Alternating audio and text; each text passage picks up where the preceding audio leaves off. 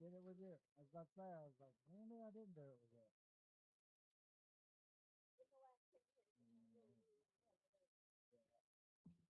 Yeah, yeah, that's right. We had to wait for real long. How's everything else been going?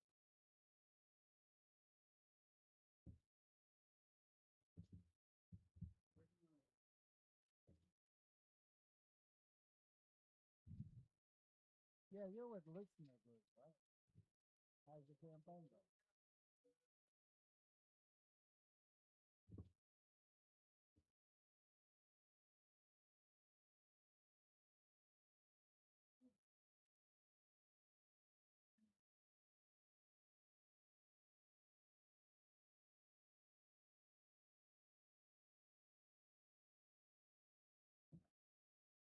This is gonna be fun.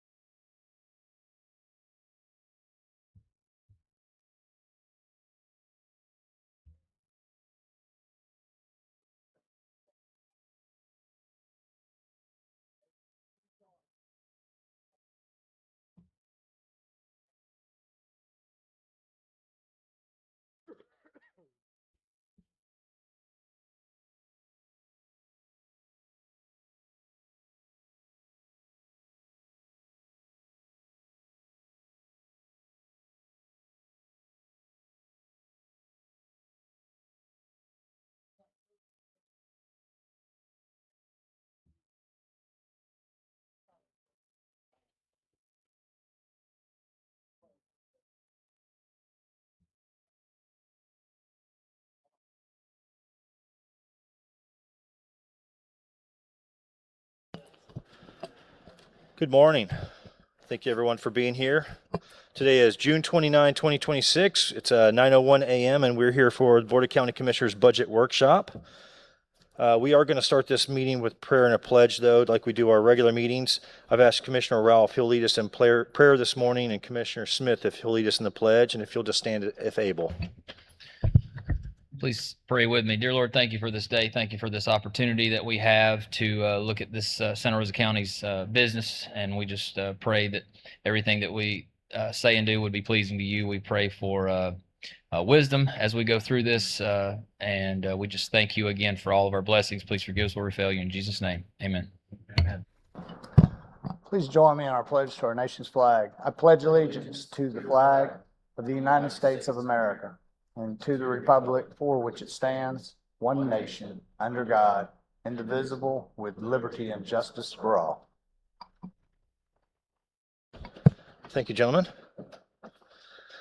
All right, up first, we've got a public hearing on renewal of the 6-cent local option gas tax. This is simply approval or denial of the drafted ordinance that's set to expire August 31st of this year. We'll go ahead and open that public hearing. I don't see anyone signed up to speak on it. I'll open it up to the board. Are there any questions, comments, suggestions? Okay, seeing none, we'll move approval without objection unanimously, and that passes. So we'll close the public hearing and move on to the draft budget. I know you gentlemen have all had some meetings with staff over the last several months, but Sabrina's got a presentation, and my suggestion would be let's let Sabrina go through the presentation, and if she has something she throws up on the screen that maybe we have a question or comment, if you just make a note yourself, and then we can go back through it and maybe go in additional detail at that time. Is everyone comfortable with that? Okay, I thought that might just be easier for the public to have the whole thing put out there. All right, Sabrina, floor is yours. Yes, sir. Thank you. And I am sorry if I lose my voice. I've been a little under the weather. So our agenda, we're going to do a budget overview, and then Brad will go into the budget development, provide some scenarios, and then we'll get board direction at the end.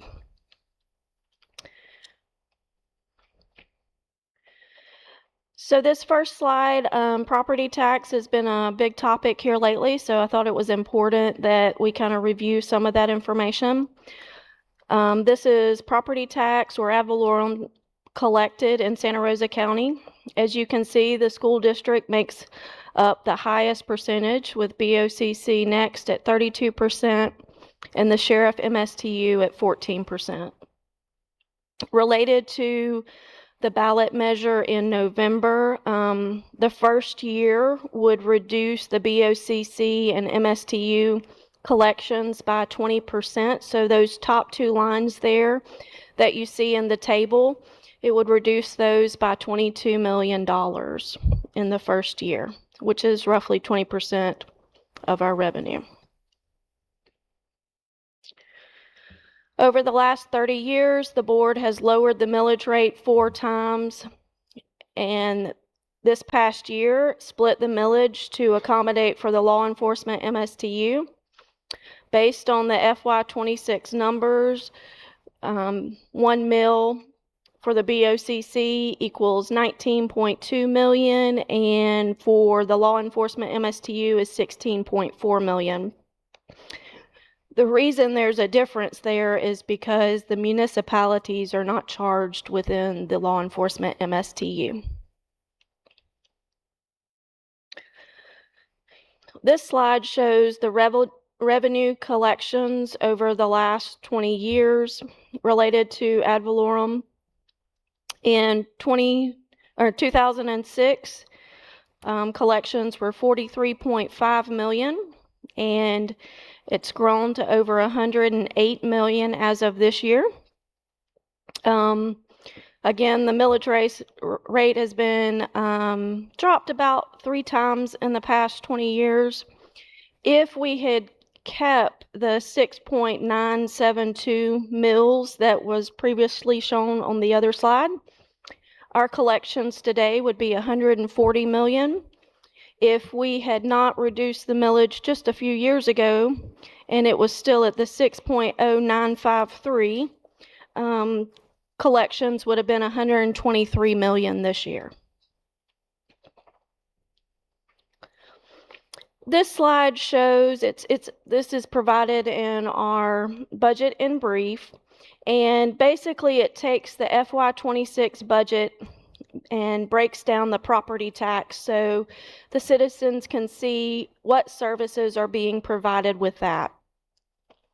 It's based on the average assessed home value, which is roughly $149,000, minus the $50,000 exemption, which results in basically a $100,000 home value.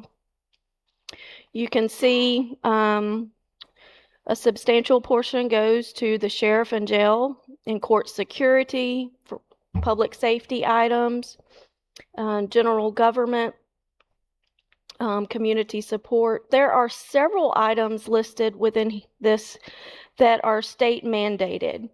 So, for example, one of the mandates is that we pay for the school district's portion of tax collections, which is roughly $2 million a year. So on the previous couple slides, we showed how much the school district gets, and they are not subject to the exemption that's on the ballot in November, yet we still have to pay for their collections. So I think that's important to note as we continue on toward the ballot measure in November. Also, another state mandate item is Medicaid. So we have to pay the Santa Rosa portion of that, and that's roughly $2.8 million. So again, there are many state mandates within these services that we have to cover the cost unless the state plans to change that in the coming months.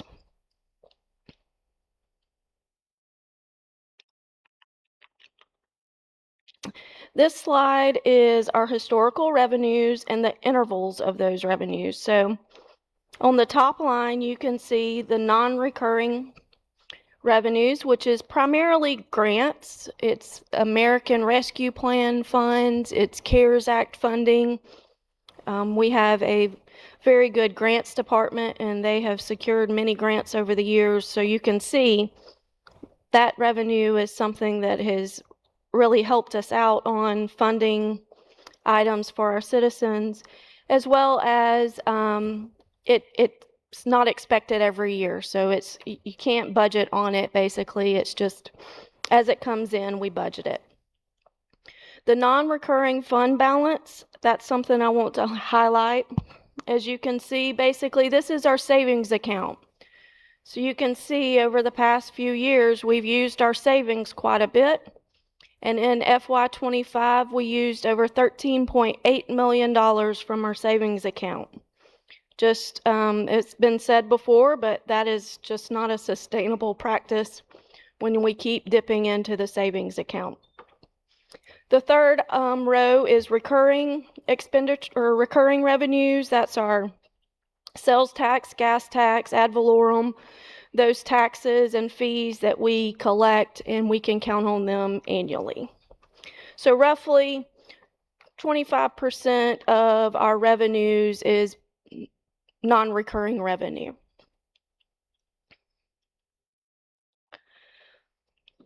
To further highlight the fund balance use, this table shows several of the key funds that are reliant on the general fund, if you will. So for example, fine and forfeiture and self-insurance, we have to send money every year from the general fund to those funds to balance them and to pay for their cost.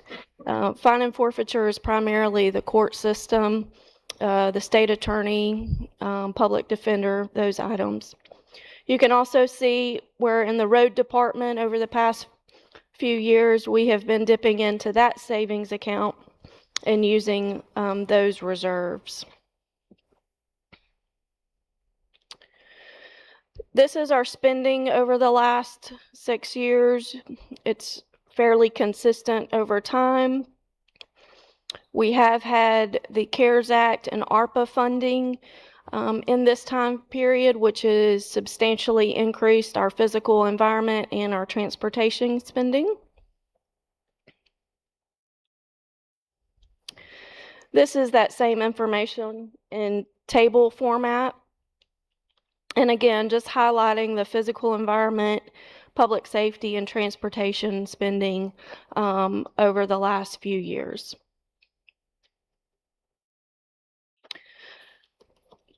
The general fund, that is our primary fund, and Brad will get into the budget development in just a minute, but basically we have two funds that are not balanced, the general fund and the law enforcement MSTU. So that's the ones that we will primarily be talking about the rest of this morning. As you can see, the last 3 years we have dipped into using savings or fund balance. And currently, based on our current trends and our track record right now, we're expecting to be at $19 million at the end of this year. We have asked staff to stop spending unless very necessary. And part of that reason is because that $19 million is below our $25 million disaster and revenue stabilization fund. So we have to remain above it. Just to recap everything, basically, the table on the top corner there shows fund balance at the beginning of this year was roughly $36 million in the general fund. We have carried forward $17 million.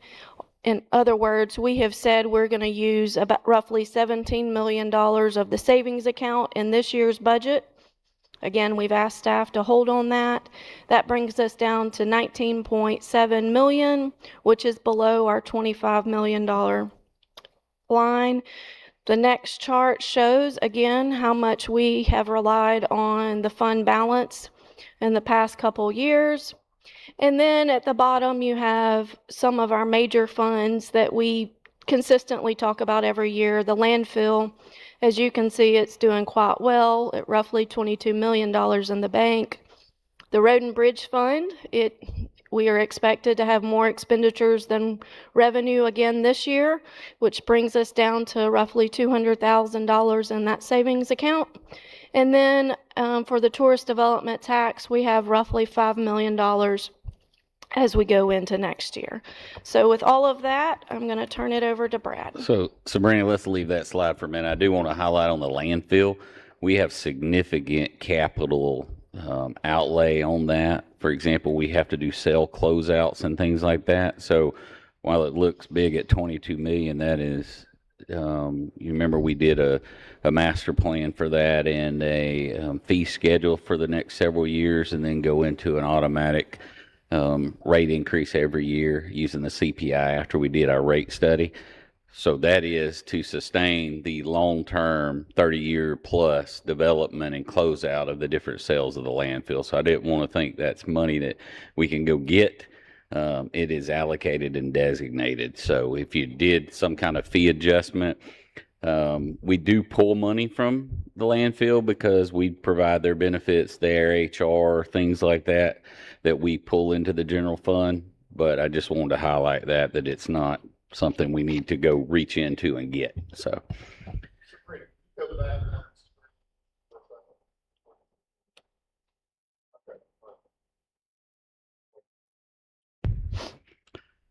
Okay. So we'll talk about how we got to where we're at. And you can see that we have all these other funds and they are completely balanced. We did cut some capital requests from Road and Bridge that Andrew had said, a couple of grader upgrades, a couple of equipments, and I told him that we would revisit it after the local option sales tax renewal vote. And if it was renewed, then we could bring back to the board and see if y'all wanted to purchase some of that equipment then.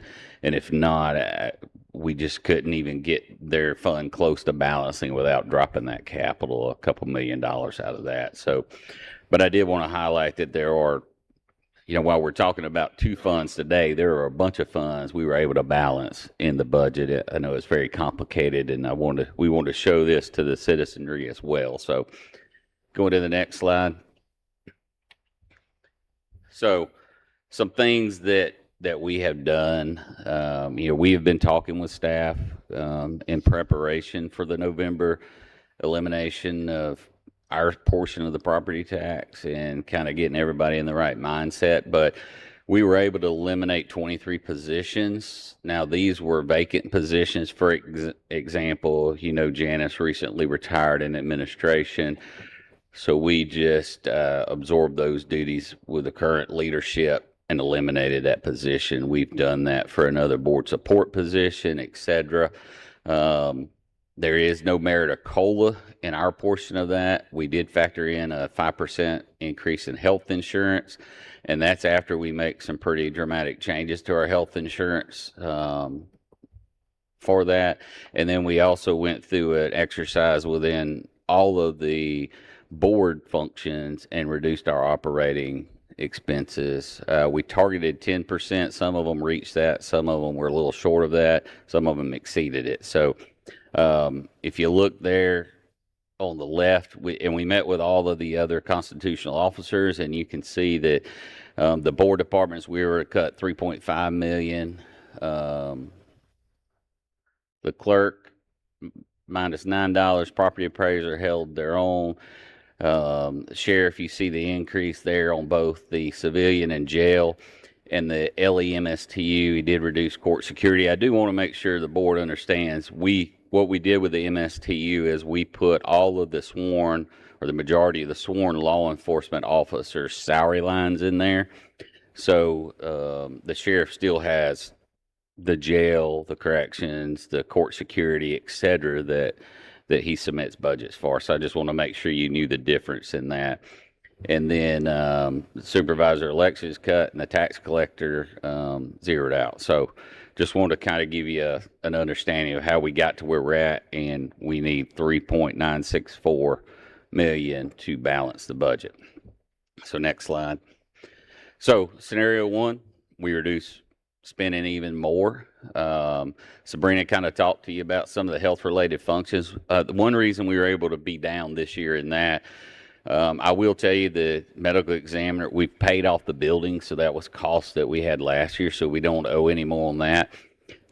The ME still went up for two reasons. They did have a slight increase in their operating and salary lines, but we had 2% more deaths in this year. And if you remember the operational split out of that, it is based on the percentages of the previous year. So ours went up 2%, and Okaloosa's went down about 2%, and the others held their own. So that was a natural 2% more of the overall Dome's budget that we had to absorb because of the MOU you have with the other four counties, that the recurring annual expenses will be split by the percentage of deaths that occurred in your county.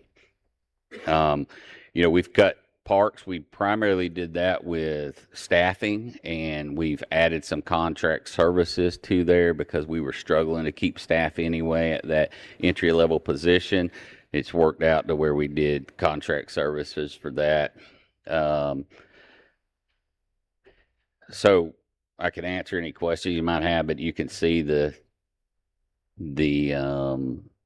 is really the top 11 departments there that were able to reach the at least $100,000 cut out of their budget and still accommodated that 5% increase in health insurance that we're projecting. Okay. Brad, real quick, this is on top of the initial cuts that you guys told the departments to plan for. This would be on top of that. This is that. Okay, thank you. Yes. Okay, so that's scenario one, just kind of a quick recap if you choose that one, and we'll jump to scenario two. Scenario two is we lowered the disaster and revenue stabilization fund. Obviously, that is not the most prudent thing to do because we're one disaster away from being bankrupt. So there are some changes in the state and FEMA, and we have done a risk analysis with the state, which they required all of the counties to do, and we actually increased our score on that this year, and that expedites payment. The key to that is expediting the debris management disaster recovery services. Debris will be our biggest expense. I believe we were at $42 million in Ivan. If Ivan were to occur today, that would probably be a $80 million price tag. When Bay County took Michael, they depleted their $55 million and had to go out. They've done for a loan, they've expedited some payments since then and things like that. But I mean, we're going to have to pay our contractors to get us back into a state where we can open government services. So that is a key. And then scenario three would be that we either raise fees or we raise the millage, and we gave you a couple of examples. You could gain $1 million from the electric franchise fee. If you took it from the current 5% to the max at 6%, it would generate roughly $1 million. This is what people pay on their electric bills. Currently, it is split 85% goes to the Road and Bridge Fund and 15% goes to economic development. You can see the two examples there, the BOCC millage. You would take it up 0.165 mils and generate 3.3 million. The MSTU for law enforcement, you could increase it by 0.18 to get the 3.277. There is the ability to move some of the shares operating to the MSTU if you want to have that discussion, if you do want to entertain a millage increase. And then I believe that is it, right, Sabrina? So a recap, we could further reduce spending by $3.9 million.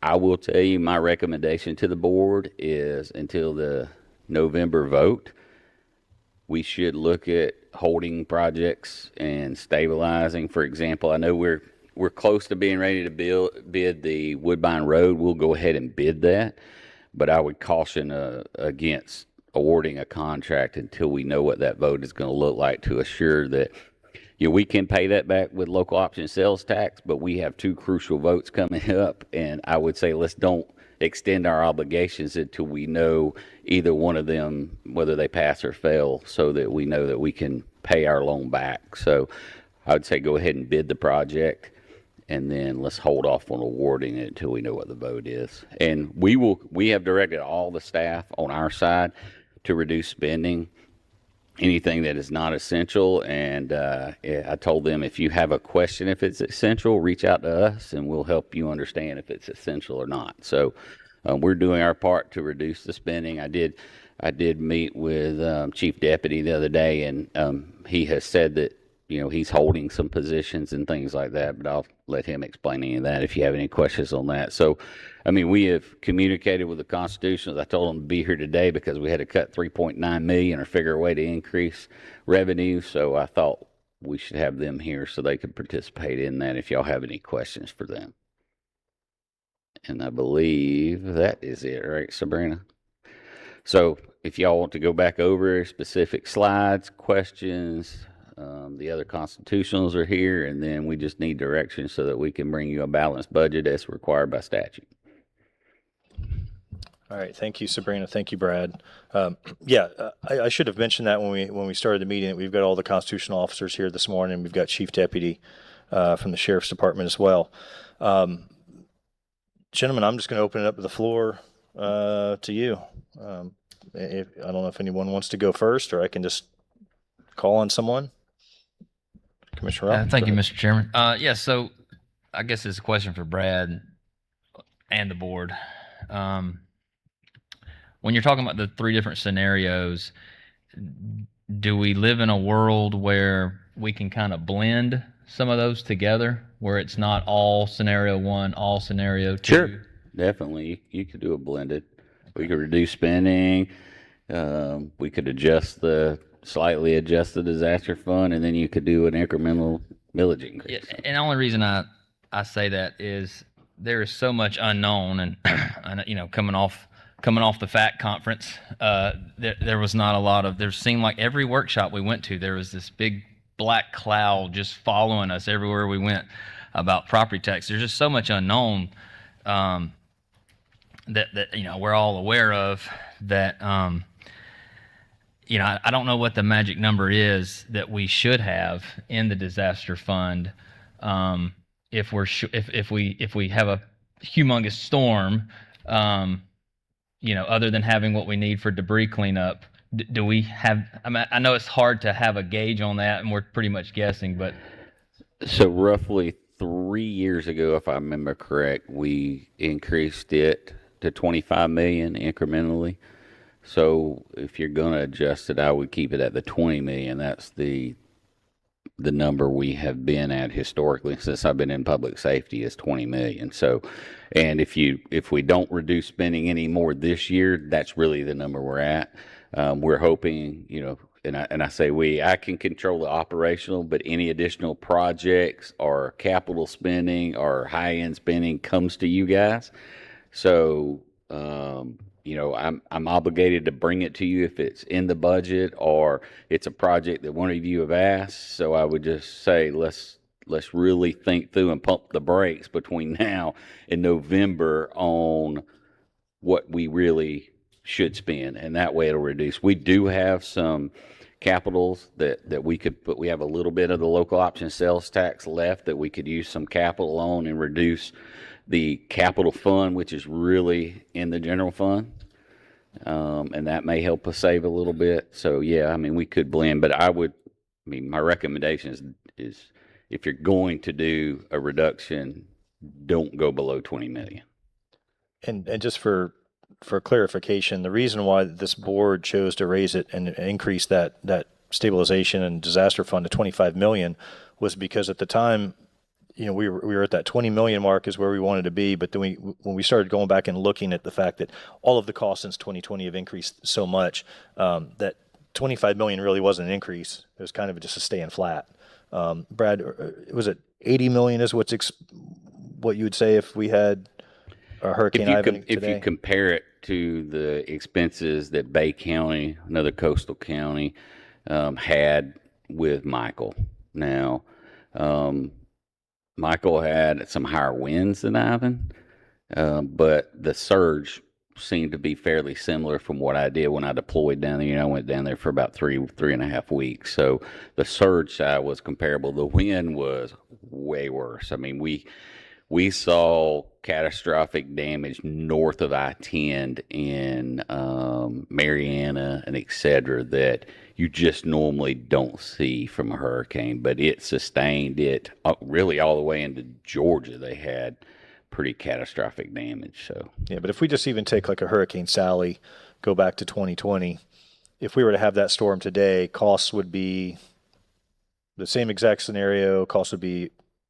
higher just because of inflation and everything that's happened since 2020. So I want the general public also to understand that while we increased that disaster fund, it was simply to keep up with inflation. It was basically keeping it flat.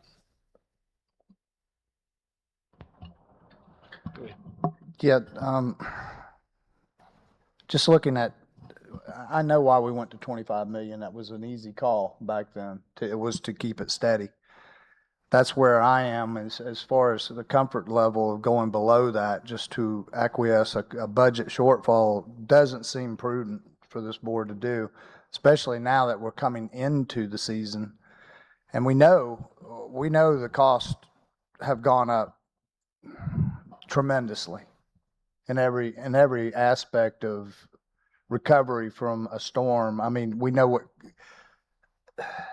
that just, it doesn't even seem like it's a prudent move on its face to go to even, I mean, I know you're saying, you're suggesting not to go below 20 million.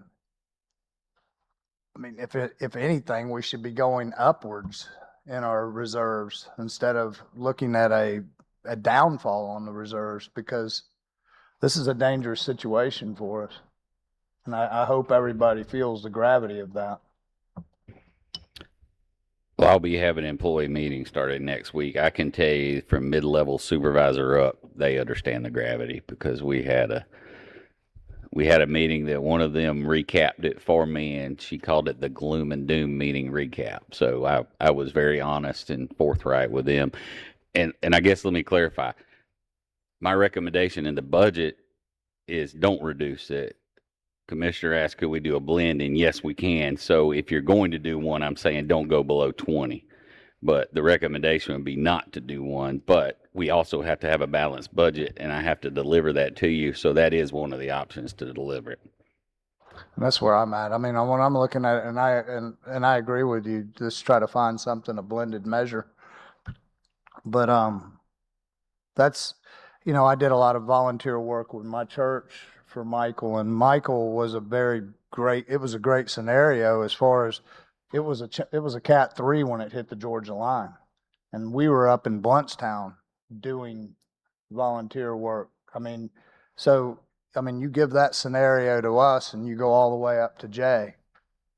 Now you're not just looking at the coastal areas as being impacted in a dramatic way. You're looking at the whole county. And that's a scenario that's just mind-boggling and scary.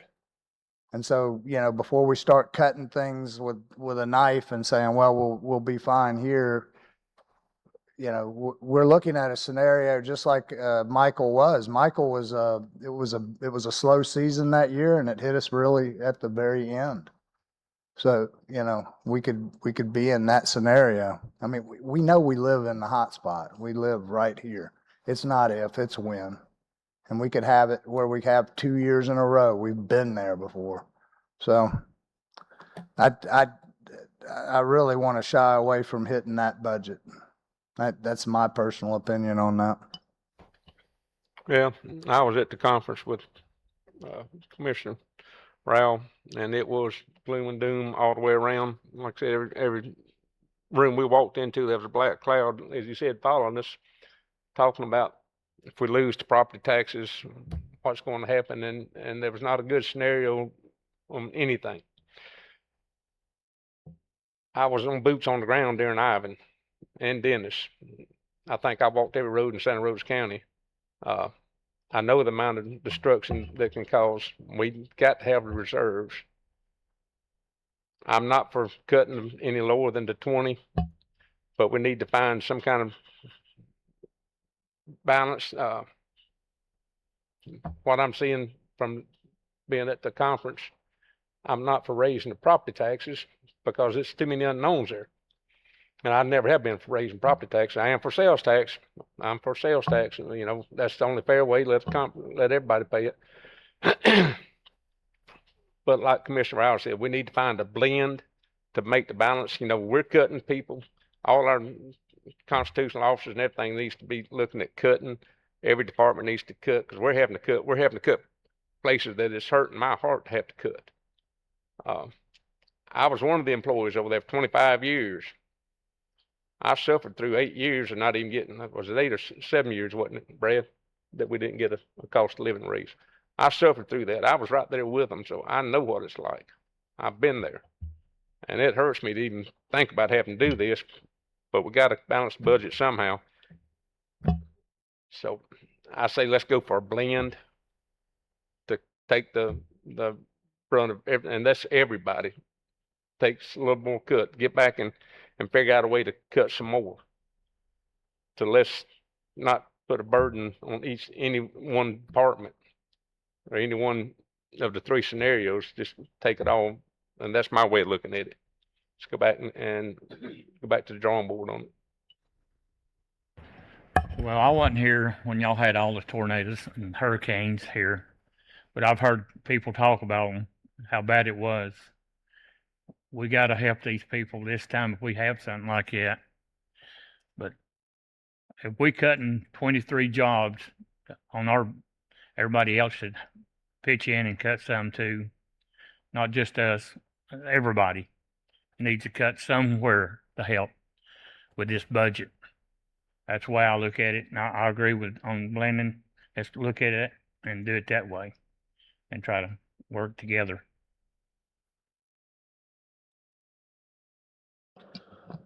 Sabrina, could you pull up the slide? I don't remember the slide number. I don't even know the slide number. The slide that showed, yeah, that's perfect. So you'll see that the constitutional officers have all either held flat or based on previous conversations they've had with our staff and administration, they've gone back and found ways to cut their budgets. So just to cap it here, Board of County Commissioners has reduced by $3.5 million, clerk by $9, property appraisers held flat, which, yeah, I think at some point we've got the opportunity for all the constitutional officers to come up and speak as well. But I think when you look at with the property tax proposal, I would say that the extra work that's going to be put on the property appraiser's office is pretty significant so for them to remain flat, I think a tough thing for them. You've got sheriff, civilians, and jails increase of $2.76 million, sheriff court security reduction of $395,000, sheriff law enforcement MSTU an increase of $2.349 million. MSTU reserves $892,000. Supervisor of elections is cutting by $23,601, and tax collectors remaining flat. Real quick, related to the tax collector, just for reference, we by statute have to pay him, and so the amount in here is not necessarily, it's based on collections. So he always, just like all the other constitutionals at the end of the year, he will give back what he doesn't spend, but his numbers are based on what he collects, so that's just a state statute thing. Yes. Thank you, Sabrina. I think it's important for the general public to understand that's simply a pass through. And and one thing you mentioned that I think the general public may not know, and I'm sure Collector Nichols can mention this as well. We by state statute have to pay tax collector for the cost of collecting the taxes. For the Board of County Commissioners side, the school district doesn't have to pay their own administrative costs for that. We are mandated by state statute to pay for their collection of their tax. yet another one of those kind of unfunded mandates that's out there. I wish we could get that changed because I think they should be responsible for their own, particularly as they talk about reducing property tax on the county side, but yet keeping it on the school district side. But just to Commissioner Burkett, just kind of point that out. I think everyone's taking a haircut here. We have, the sheriff's department is asking for an increase, and I think everyone needs to have their opportunity to speak. I think we have Chief Tift here. He can speak to why they need that increase, and we've got the property appraiser, supervisor of elections, tax collector, clerk of courts, all here that can certainly provide their input and their viewpoint on why they either held the line or why they decreased their budgets. But I would just tell you, gentlemen, where I'm at. And then if we want to open up for further discussion, or Greg, I saw you approach if you want to speak to the property appraiser side.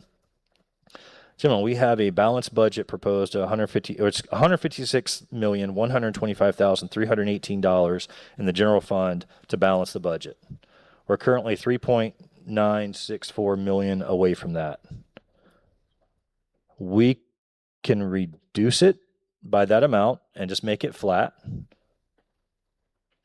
We can dip into reserves, which I don't recommend, or we can increase the millage rate. Now, the Board of County Commissioners increase the county millage.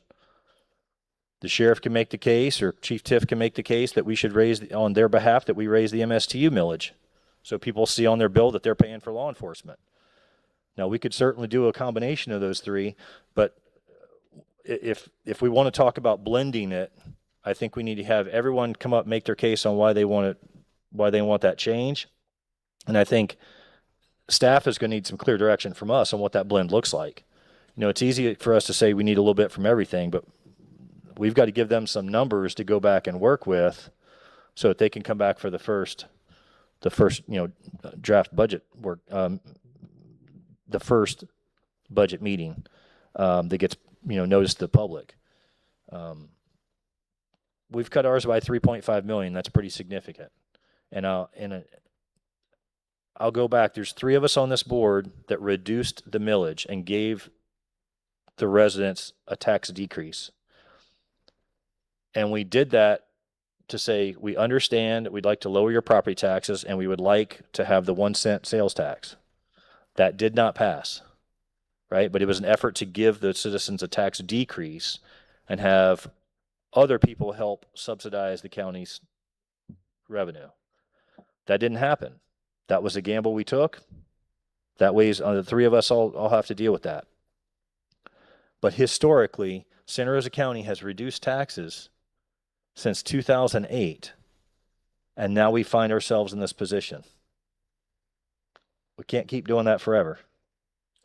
You can't work a job and continue to have a decrease in your salary and have expenses go up and never expect to get ahead, right? You can't even stay even. We are going the wrong direction, and I challenge anyone, because Governor's Doge office has already come through. They didn't find anything. I challenge anyone to be specific when they see someplace where we can cut spending, to give us those suggestions. Because we've clearly done exactly what people are asking us to do, and that's put money towards capital projects, get things done, invest in the roads. We've done those things, but we're at a point right now where we've got to hit the pause button because there is so much uncertainty out there. So I don't feel comfortable dipping into reserves. But Greg, did you want to speak?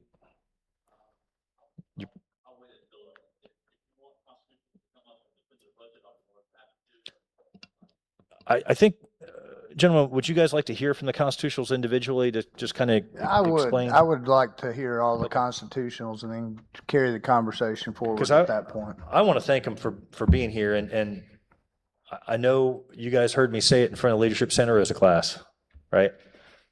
I think we have the best constitutional officers in the state, hands down.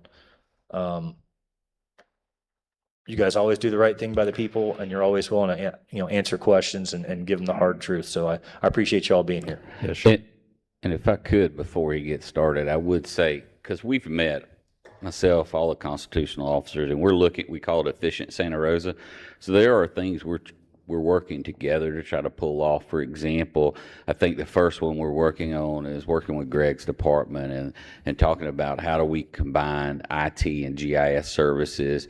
You know, Greg's team is pretty sharp in the GIS world, and so we're having those conversations. Like, what does it look like to give GIS to the property appraiser, and we absorb the IT instead of us paying GIS people and they're paying IT people? We just kind of blend that. Now, obviously, we need some attrition to occur to really have cost savings, but we're talking through that. There's a number of folks retiring in the near future and things like that. We've talked about, do we combine human resources instead of each one? We do human resources, except for the sheriff, some blended in that, but do we just really go all the way in on that, and the board kind of absorb the HR side? And so anyway, I just wanted y'all to know that we call it Efficient Santa Rosa, and we're having those discussions with all of the constitutional officers about way we can be more efficient in Santa Rosa County. So.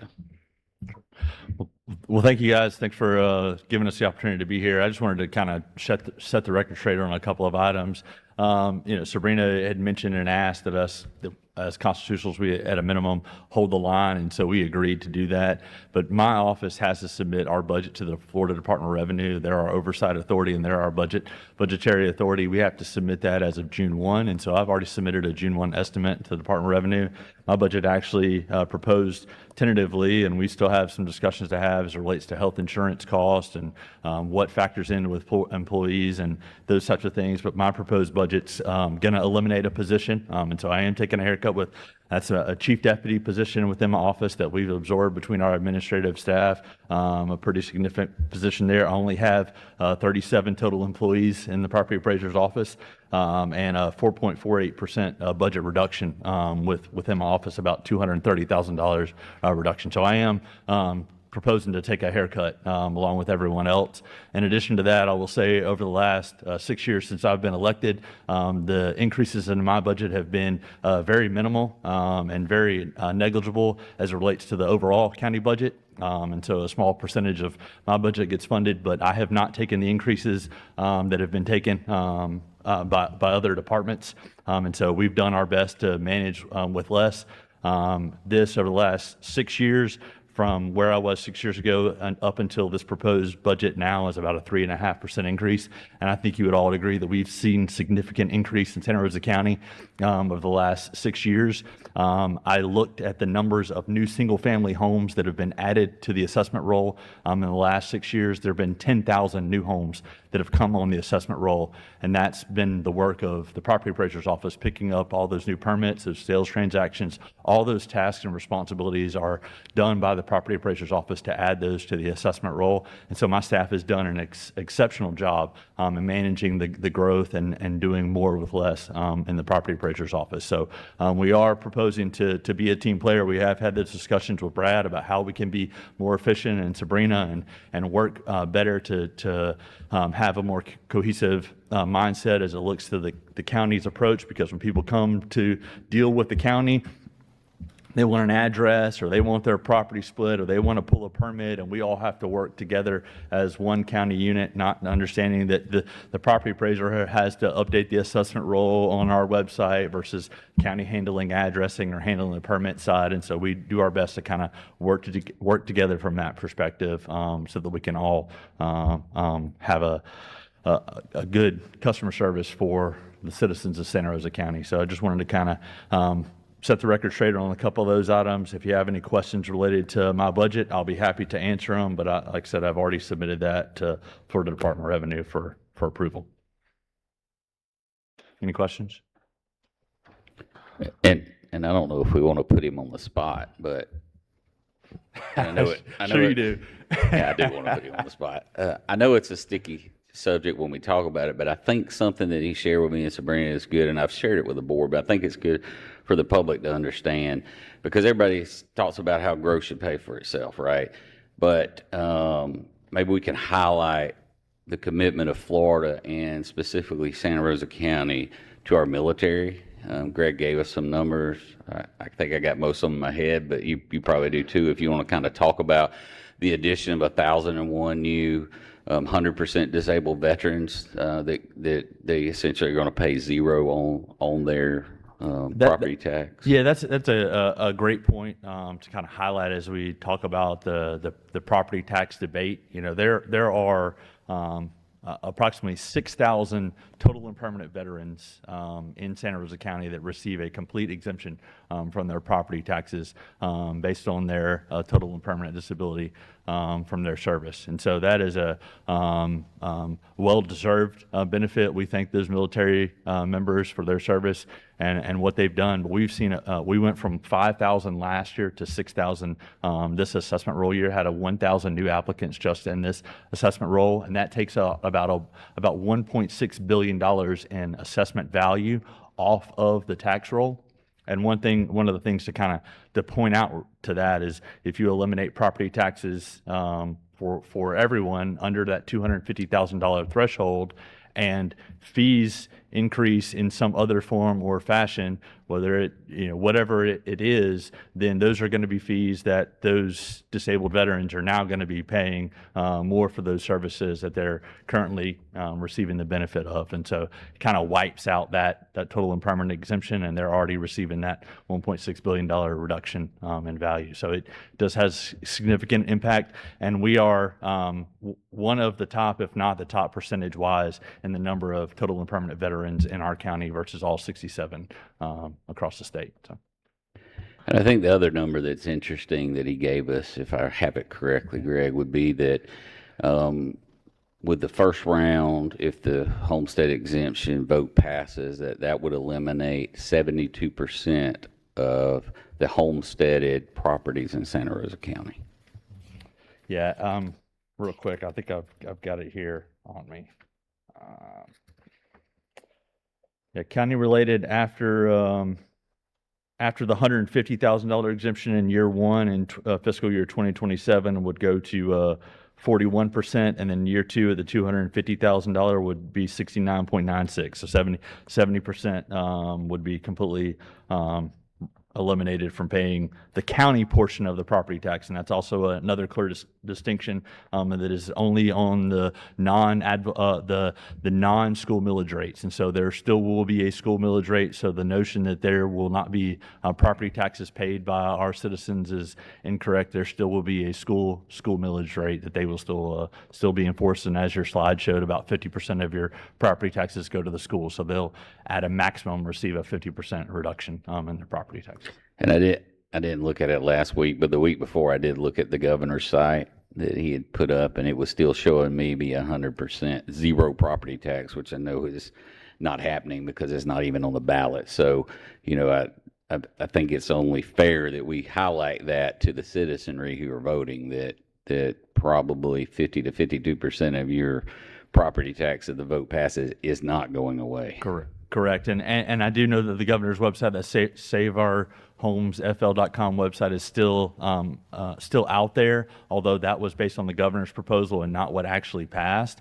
And so if you go to srcpa.gov and you have a homestead property in Santa Rosa County, or you go to your parcel, we have an amendment estimator that will actually show if no millage rate is changed, if there's no change in millage rate, because obviously that's a decision that you all will have to face and tackle. But if no millage rate is changed, it will kind of break down properly what you could expect in your taxes, and it does show the portion to schools will still be being paid. So citizens are more than welcome to check out our website. The first property appraiser in the state to have that. I know Hardy County and St. Lucie County were looking at putting an estimator up when we had our discussions with the other property appraisers, but we were the first one in the state to have a true estimator up based on the proposal that was passed by the House and the Senate.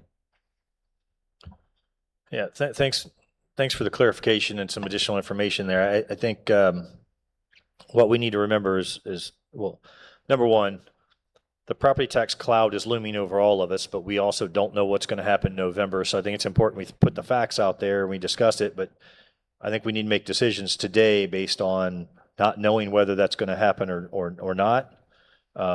We could assume that it will, which tells me we should be even more cautious than what we do today. And then if for some reason that proposal doesn't pass and there's something different that comes along, then we can look at ourselves and say, well, we were responsible and we've got a little bit more money to go, funnel back into those capital projects. I think the one thing I'll say about the property tax situation and the proposal is I appreciate you pointing out that, the school district tax would still be there. So this notion that, well, the government can no longer come and put a lien on my home that I own outright because I don't have to pay taxes on anymore is simply false, because you still got to pay for schools, and that's whether or not you have children or not. And I think we have to remember this is another one of those situations where we have Tallahassee do something for the state of Florida that disproportionately affects the Panhandle, an extremely conservative area where we are fiscally responsible, versus other parts of the state that have vastly different budgets in their counties and their municipalities and vastly higher property values. I challenge anyone here to try to go buy a 3-bedroom, 2-bath house in Miami-Dade and pick it up for $350,000 or $400,000. It ain't gonna. Yeah, you just can't. So when they throw a number out and well, man, that's, if I was living in Miami-Dade and I got extra $100,000 tax exemption or $250,000, that's going to help me out. Here, like they said, 70% of people would not be paying anything for the roads that they want to drive on, that they're asking us to invest money into, and I just don't know how we can. It just, that delta just isn't there. It just doesn't make sense. But I'll shut up. Greg, if you have anything else, I saw Stan step up like he wanted. Certainly be available for any other questions, but appreciate your time this morning. Real quick, Mr. Yes, sir. Mr. Sure. Brown, did you say y'all have already cut around 400,000? Is it 230,000 was the number that I proposed to. what was that percentage? 4.48%. That was where I got the Yep, 4. Okay. yep. Okay. Thank you. Yes, sir. Thank you.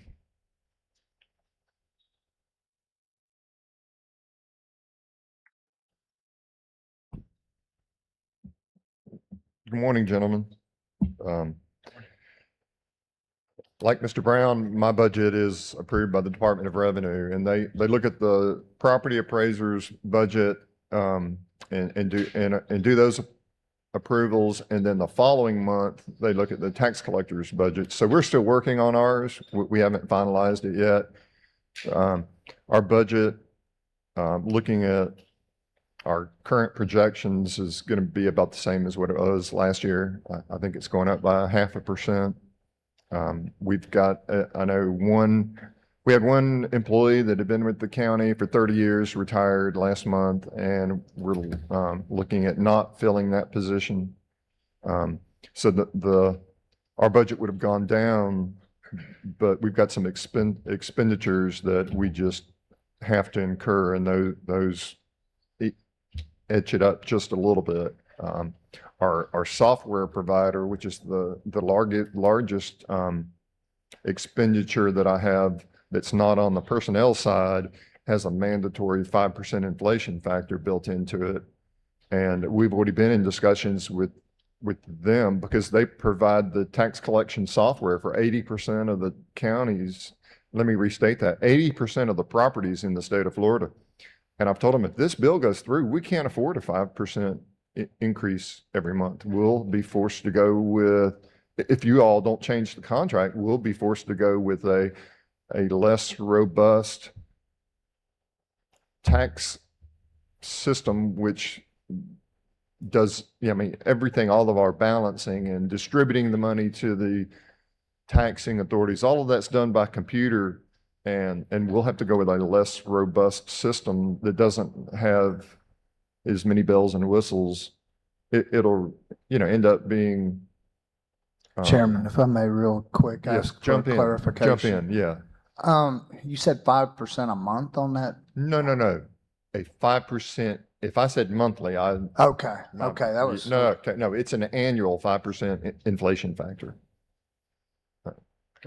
I didn't want to interrupt you. No, I just that's kept fine. my head was No, wrapped that's around that fine. number. That's fine. So, okay. So we are, just like you all, when you go to the Florida Association of Counties, we are constantly communicating in trying to improve the communication we have with Tallahassee and those that have the ability to affect local government.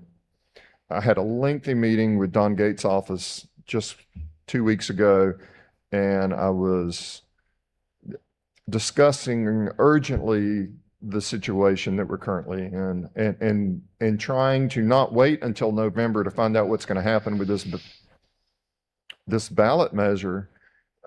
I said, you know, we need to start doing the appropriate things now so that these services stand on their own. And so I communicated to his chief of staff that right now, the tax collector's office, we're required to provide driver license services for the state of Florida. And in the last 15 years, we've saved the state of Florida approximately $500 million by us taking over these services. So we have all the employees, pay all of their benefits, keep the lights on, everything to do that service. When the state of Florida used to do them, they collected $48. Now tax collectors all over the state of Florida provide this service, and the state of Florida still gets their same $48. It goes to the, you know, Highway Safety Trust Fund. And so we're asking them to please consider looking at that and just don't increase the fee. We don't want people to pay more money. Just give us a little slice of that pie so that we can have each service stand on its own. Because I use $1 million every year of property tax fees to subsidize this state work. So if they're going to, as I have said in public, kill the goose that laid the golden egg, you know, because property tax dollars and fees subsidize everything. If they're going to get rid of that, then driver license services need to stand on its own. Now, the communication that I've received from Mr. Gates' office is that every 10 years, the Taxation and Budget Reform Commission meets, and they're going to meet again in 2027. And they want us to go there because that looks at how local governments do taxation and fees, and they can, you know, that board, the governor appoints so many members and the Speaker of the House appoints so many members, and these are not people that are not in the legislature, and they can put something on the ballot to be voted on by the public. This is where you get this committee, the Taxation and Budget Reform Committee, is where you get the local option sales tax and where that was originally created. So you know, this is a far-reaching possibility, but I don't think we need to wait until this committee meets. I want the legislature next year to take it upon their own to do the right thing. But unfortunately, you know, the governor's office told our legislators, anybody that votes against this joint resolution, which is putting this ballot measure on the ballot in November, that nothing that they vote for is going to be passed if it comes before his office. And while I'm a fiscal conservative, I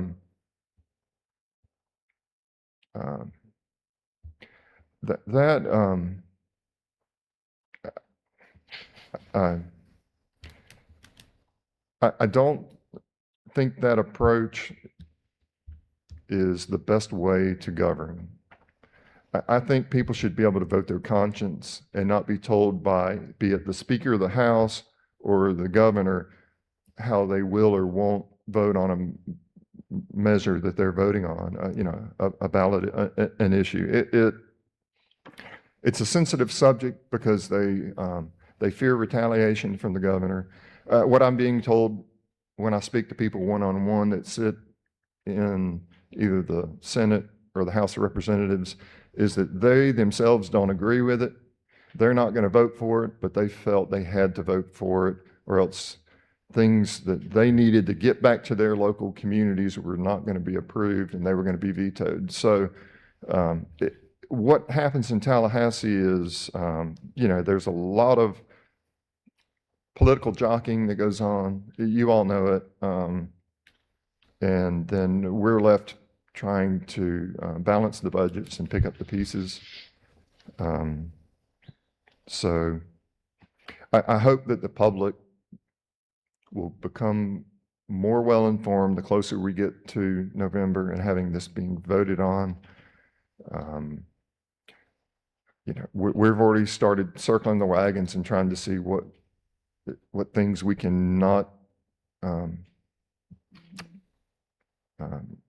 things that we can continue to cut from the budget. I mean, even though things have been approved, you know, there may be computer equipment and things that I need to keep our office safe and secure. We may decide not to expend that money, and then it'll come back to the taxing authorities what we don't spend. As you know, we never spend everything that's on our budget. And I mean, I used to give back $1.3 million a year before I took over driver licenses, and now we give back $350,000 a year at the end of the budget. But that's what I've been doing, just trying to communicate with our legislators to educate them, because everybody's talking about property taxes now. And I commend Santa Rosa County. We've always been one of the lowest taxed counties in the state. Mr. Brown does an excellent job of trying to keep that burden on our community to the very least that it can. He excels in that. He's done a great job. Our board has done a tremendous job of not raising taxes when they can. You all have some difficult decisions to make. I wouldn't want to be in your seats having to make those decisions, but I'm always here to discuss whatever measures we can do to all be good stewards of that money. Do any of you have any questions or comments for me? Stan, I just want to say thank you for being so fiscally responsible. And I think just a reminder to people, you know, they go to your office, they have to get a tag, they get a driver's license. And I know you've mentioned it before, and I've seen it firsthand. I've talked to, you know, people that move into my neighborhood and people that relocate here from somewhere else. Hands down, your department is so much easier to navigate from a standpoint of, if you got to take a little time off work, you can come down, you can make an appointment, you can be in and out in 30 minutes or an hour. Whereas, you know, I've talked to people coming from Texas and Georgia and California, all these other places, New York, and they say literally they would go sit in their DMV or wherever they had to get their tags updated or something like that, and it would take them 6-8 hours, or they'd be there for 5-6 hours and then told, oh, you don't have this, you got to come back again. You guys are so efficient. You know, I can speak from firsthand experience. My wife and I have had to go in and get our tags and that kind of thing. But thank you for spending so much time in your tenure to make sure that you created efficiencies, but you guys focused on customer service. So you truly are giving the taxpayer a good return on their investment, even though you do have all these unfunded mandates that keep and things that keep being put on you. Well, thank you, Mr. Wright. One thing I'm telling the public, I'm asked to speak publicly as people need speakers at different events.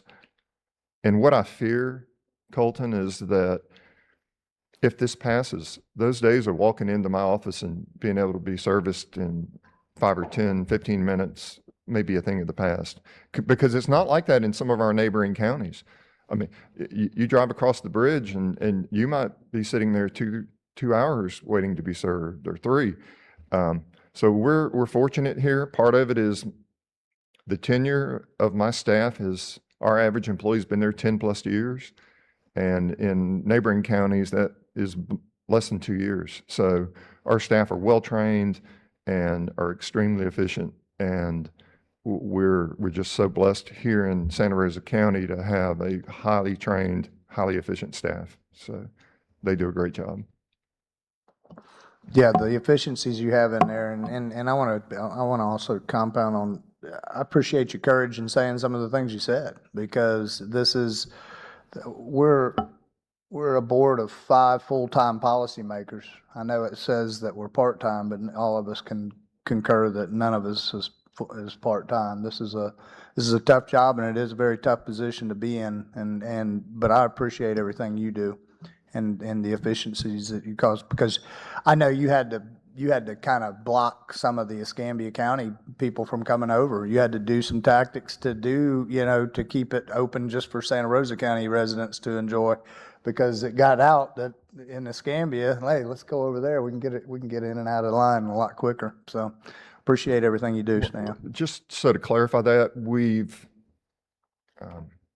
we will service people from any county, but I mean, if it's a Friday and we're getting our teeth kicked in and we've got a line that's, we know we're not going to be able to service all of them by the end of the day, we will then start drawing a line in the sand and saying, I'm sorry, we can't service you today. You can try back next week, or you can, if you get here, tomorrow morning before we're slammed, we'll get you serviced. But so we try not to turn anybody away.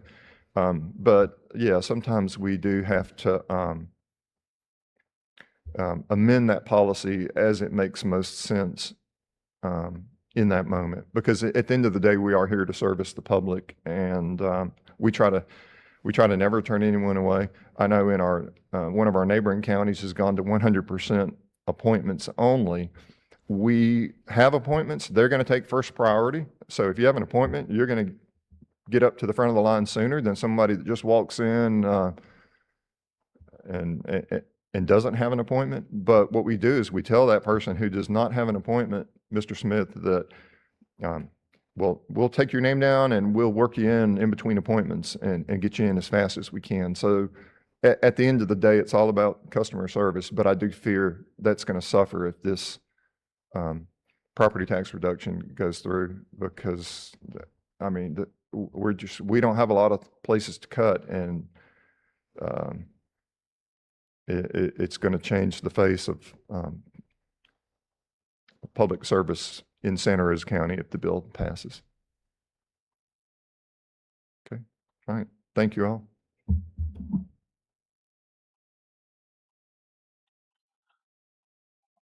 Anybody else want to get up and, okay. Well, good morning, sir. I didn't know if Tappy wanted to get up and say anything or not, but You want to go first, Tappy? that, No, I'd rather be behind you. okay. Welcome, Chief. Good morning, everybody. Just to kind of go over, we did have an increase, and most importantly, the part we're looking at is the part of the ad valorem that's coming out, the MSTU that was dedicated by this commission for law enforcement. As you've seen in the slideshow, we were $800,000 in the good on that MSTU that pays the law enforcement salary. So that wasn't an issue with our budget. We did go up 2.4 million in our ad valorem side, which contains all of the sheriff's office, the operating budget, detention, and all of our civilian staff. Comes out of that 2.4 million increase. We had a $320,000 FRS increase. Health insurance was $278. As some of you are aware, I sent the information to staff last year. The federal government decided, the FCC, to restrict what jails can get on inmate welfare fund commission from telephone sales. They cut it out, and we are no longer allowed to get any commission from an inmate phone call. So we had to absorb in our detention budget a little over $450,000 into our operating budget this year, because we can no longer get commission off those phone calls. We also got grants every year from our telephone service provider, and those were cut. Those no longer allowed by law.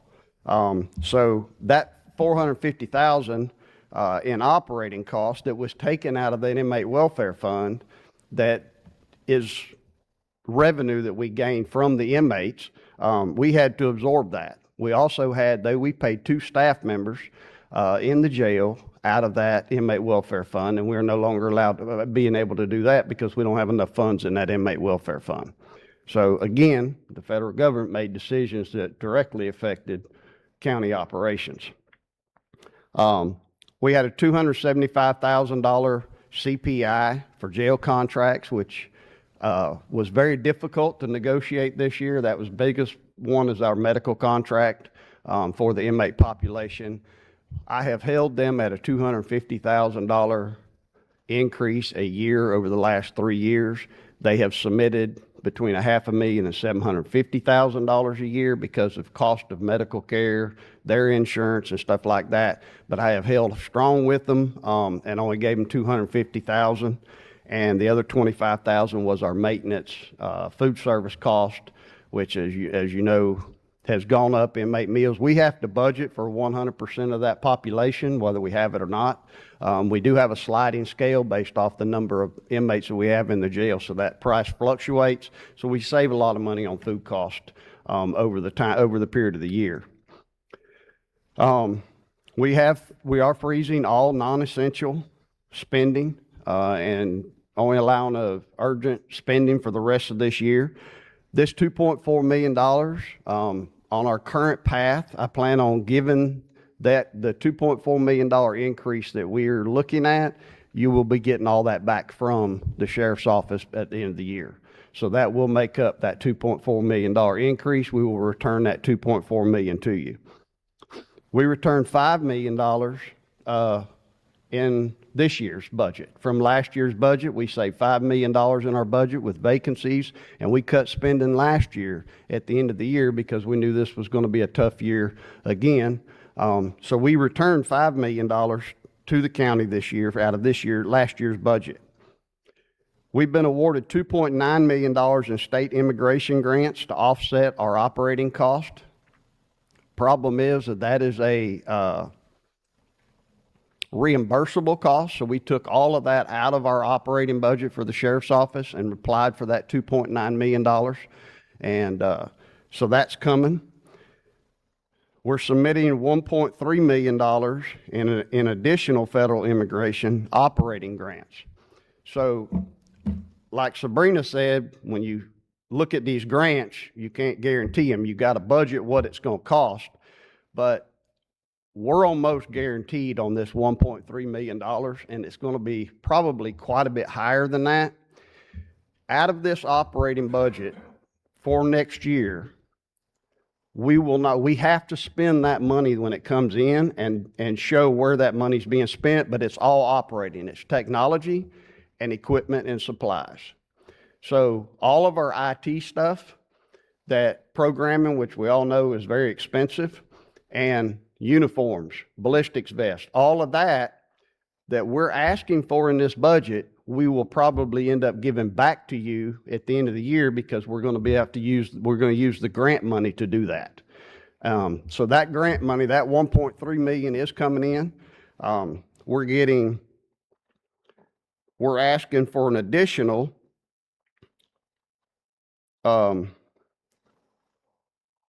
we just submitted for an immigration grant, which is another $330,000, which should come in this fiscal year, which will probably end up being well over the $2.4 million. We have to show that money is being used by the agency, but what we don't use is the ad valorem money that you're providing in our budget. That comes back to you. So we're estimating it'd probably be even more than the $2.4 million that we're asking for increase that you'll get back this year out of this year's budget to roll over to cover next year's fiscal budget. We also have an estimated revenue from the jail that we're going to turn in $7.8 million this year with detention, and that's counting our immigration beds, our federal beds, and all the other revenue that we generate out of the jail. So you're looking at another $7.8 million that we plan on generating next fiscal year. Again, we do show an increase of $2.4 million. Our civilian staff, we just don't have an overabundance of civilian staff. We have 5 people sitting in records, and it takes 2 of them 8 hours a day just for body cams because of public records request. We just don't have any additional, our dispatchers, we don't have extra dispatchers. We don't have anybody in our civilian staff to cut. We've held vacancies during the year. We're postponing filling everything we possibly can to save as much money as we possibly can save. Our biggest cost, as you're aware, is FRS. The majority of our people in our agency are high risk, which pays at a higher rate than what everybody else does. And that's what cost us every year is that high risk. One thing I do want you to consider is we did it every year since we added holidays. I have not increased our overtime budget in 3 years. We've maintained the same in our overtime budget. But the 2 holidays that we added, that the commission added $280,000 to my budget. Holidays are 70% of our overtime budget. So that decision, I added $280,000 to my budget because of those holidays, because we're working 24/7 and our law enforcement get paid for that holiday pay. So we're doing everything we can. I don't have the positions to cut, but we're doing everything we can to replace this revenue. We've asked for the grants. We're going through all of the federal grants, immigration grants. We're getting money back. We turned in an additional $150,000 for the immigration beds this year that you'll be getting this year, that $150,000 this year in revenue, because we're transporting immigration from Escambia, Okaloosa, and Santa Rosa. We volunteered to do that because it's a revenue source that the county gets to absorb. So we're doing everything we possibly can to get that grant money and offset our spending. I feel confident that we're going to be able to turn more money even back into next year, although I can't take it out of a budget because it's a grant and you don't know when you're going to get it, but we're going to take advantage of it as long as it lasts and as long as they're willing to start giving it. And there's another $3 billion that is being awarded that is labeled the Biden grant, that we're going to be submitting some money for that to try to get it. Any of that money we get will offset every dollar that you're given in our budget. You will end up we will not spend. We have to spend that grant money first, which will offset anything any of our operating funds that we're getting. Any questions? Yeah, thank you, Mr. Chief Tiff. Are these grants that you've already, like, I know you said you feel confident getting, are these grants that you've applied for before, or are they pretty much new, or is it kind of a mix? We've been applying for them. The $2.9 million we've already been awarded. Part of that problem, and I talked with staff about, that is a reimbursement grant. So we have to spend the money first, and then we get the money back. They are very quickly about getting it back. Problem is we don't have $2.9 million sitting in the bank to spend the money, so we have to have some help from the county to do that. The rest of the grants that we're getting, and we just submitted the $330,000 last week, that will come in this year, and that is not reimbursable grant. That is to be used for operating funds. You can use, they split it in half. Half of it is technology, and the other half is equipment and supplies. That's for this quarter. We'll still have another quarter, which the next quarter, we'll be able to submit another $330,000.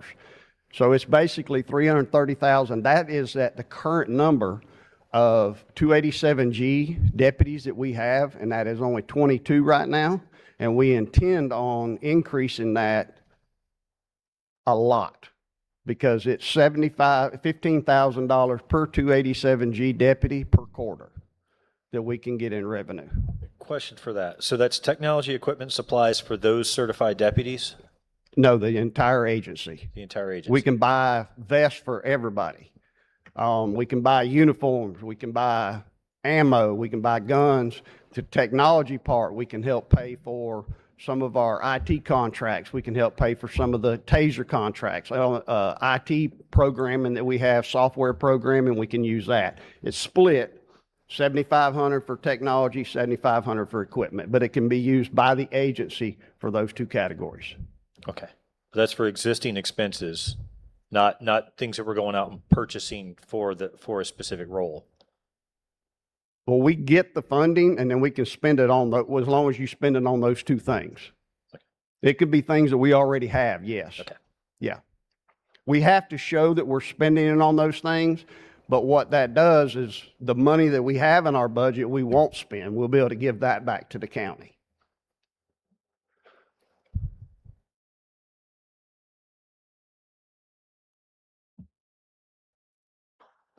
When you said you had 7.8 million in generation, that's am I understanding this right, is this more of a, We're turning in 4.044 is what we estimate in federal prisoner revenue. We get 3 million from the school board, which comes back to the county for the SRO program. 600,000 for other charges and collections by the agency, and 150,000 in ICE grant that is paid. That is the beds that we're housing that we charge them for, and the transportation of those inmates. We charge for the transportation, the mileage, and the bedding, housing of those inmates. For a total of 7.794 is what our estimated revenue is. This is for next year. 7.794. We do this every year. It basically offsets the detention's budget. We provide a memo every year of what we estimate to generate in revenue from detention, and that basically offsets and helps pay for the detention's budget. And we already factored that into our revenues.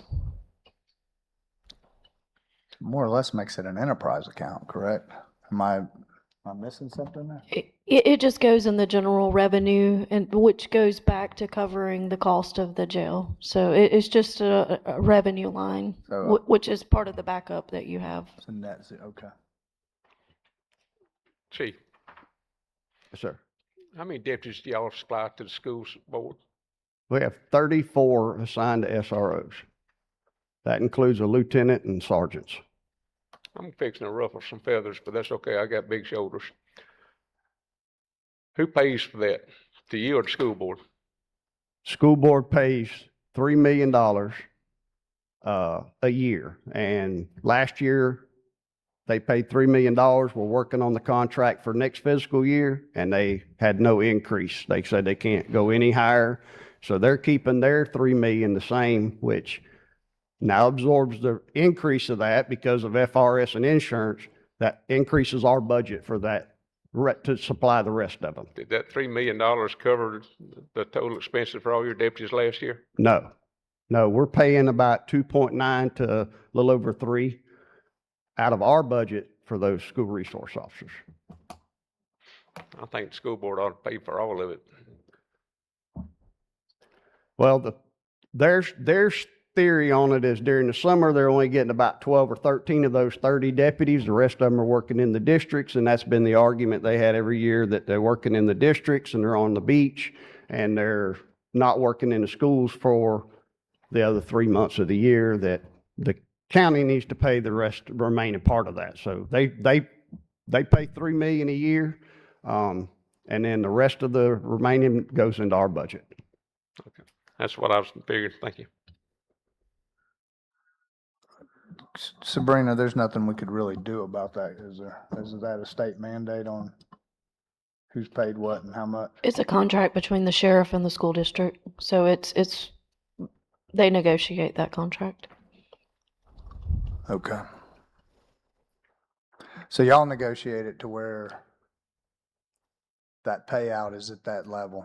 We submit what ours is going to be. Matter of fact, we submitted, because they're adding a school in the south end, and we submitted the additional cost for that deputy to cover that school, and the school board opted to take a deputy out of another school and move that deputy to the new Gulf Breeze High School instead of adding a deputy. Are you not required by Florida statute to have a deputy at all the schools? This one, no. The school they moved it out of, I can't remember which one it was. It was one of the intermediates or something there, and we're not mandated for that one. It's not required by law. Okay, I was thinking it's required by law to have. Yeah, not all of them. Okay, I'm sorry, my bad. Chief, I don't want to put you on the spot on a statute, but is there a state mandate saying they have to be in high schools, but elementaries and intermediates, they don't? Is that? Elementaries, they do. There's some of the privates and intermediates that do not require it. I can't remember the exact verbiage of it right offhand. Yeah. Now, it's either an SRO or a guardian. It does not require a deputy. The law says either a guardian. And then the high schools, technically, the statute recommends anything over 1,000 that you have a second deputy there. we can't accommodate it. I mean, we barely getting one in there and being able to afford it, let alone putting a second one in there. We try to supplement with those sergeants to supervise, and they'll show up. But the problem is there's not a lot of fluff in our staffing, so everybody out, you look at 34 people, somebody's always sick, somebody had a baby, somebody's got a doctor's appointment, so that sergeant's always covering one of those schools trying to cover the vacancies. Yeah, and I've seen an instance at a middle school in the South End where there was a SRO, and then for that particular day, there happened to be a guardian on staff as well. Yeah. But yeah, as anyone that's had a team of employees working for them, you've always got those life occurrences that happen that you got to kind of, juggle staff around. So Right, I and the understand trying to guardians get the are all coverage. handled by the school board. We don't have, all we do is train them, approve them, and then they assign them where they want them at. Yeah. Well, I'll just go on the record saying that I think having deputies and SROs in school, while I do think the school district certainly bears to help in that cost, I do think is a true public safety need, and I'm very thankful that we have deputies in the schools, particularly having two children in the public school system now. I appreciate what they do, and let's remember there's also schools that are within municipalities that those cities are bearing that cost as well. Yeah. City of Gulf Breeze, City of Milton, and others. Yeah, and most counties across the state, the county is absorbing a portion of those SROs in the schools. They're not, I don't know of any county that the school board pays 100% of the SROs. Yeah, I think we've hammered out a pretty reasonable approach in the past so far. So, thank you. Just to add to that, we've also, working with Chief Tiff, we've also been fairly creative on the SROs. So we are paying for two of them out of crime prevention funds. So we had substantial reserves there. And so for the past 2 years, we've paid, I believe, for two sergeants out of those funds, which again makes it where we're $240,000. correct, makes it where we're not pulling it out of the MSTU Right. or the school district. So we've tried to be as creative as we can to make sure we're using even restricted revenue that has, a finite list of things that we could use it for. So crime prevention SROs is one of those things we can use that for. So we did. Please don't misunderstand when I said a while ago, I thank every one of you for the job you do. I thank you for being in schools. I got grandchildren in schools. I feel confident that they're safe, y'all in there, and I appreciate everything you do. That's not what I was getting at. It's just school board needs to help absorb. So they get the biggest cut of the pie, so they need help cover more, in my opinion. They have to next year. Yeah, and that's just the way I look at it. They're getting the biggest portion of the pie, so in my opinion, they need to cover all of this instead of just a portion of what they're doing, and that's what I was trying to get at. Anybody that knows me, and you know, Chief, I love law enforcement. I know. Y'all have my utmost respect. Always have, and I'm not just saying that now. I've said it 30 years ago. You got a tough job, toughest job ever, and one of the most dangerous jobs when you put that uniform on. I can never thank you enough for what you do, and I think we got some, if not the best sheriff's department in the state. And I thank you for it. I can tell you, we're very proud of the men and women of the Santa Rosa County Sheriff's Office. We're able to hire good, top-notch men and women to be deputies in our county. We are selective, and I know a lot of counties aren't. They're begging and pleading and trying to get them. And a lot of that is because this county commission over the last 10 years has contributed to that, to make sure that we paid our deputies the right amount. So they didn't want to go to another county, that we could be selective in doing them. And our men and women do a tremendous job in a tough situation, and it's getting harder every day. We're doing 10,000 calls a month, calls for service in this county, and it keeps growing. As property appraiser said, I think it was 5,000 new homes this year. I mean, that's a lot. And we're not growing as fast as our communities are growing. And sooner or later, that's going to catch up with us. I know Commissioner Eddington, he's been out rides with our deputies. You got 4 deputies and a sergeant running all in the VAR. and they got calls holding the whole time. So they do a tremendous job. They try to get to every call as quick as they possibly can. And we're very proud of them, and we want to maintain that because we're proud of the public safety we provide in this county. And unfortunately, and we're the biggest cost. But that's why people want to move here too. Real quick, Chief Tift, can you clarify? So for charges for service, I'm looking directly in the system right now. I had 4.4 million in revenue for charges for service, and I believe you mentioned something about 7 million. Was that a different number? 4.4044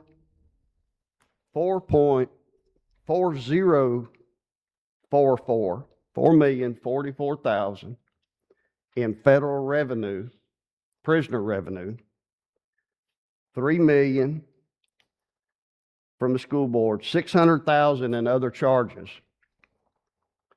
and 150,000 in grants for a 7.794 estimated revenue. Yes, sir. Okay. Just making sure I had it right.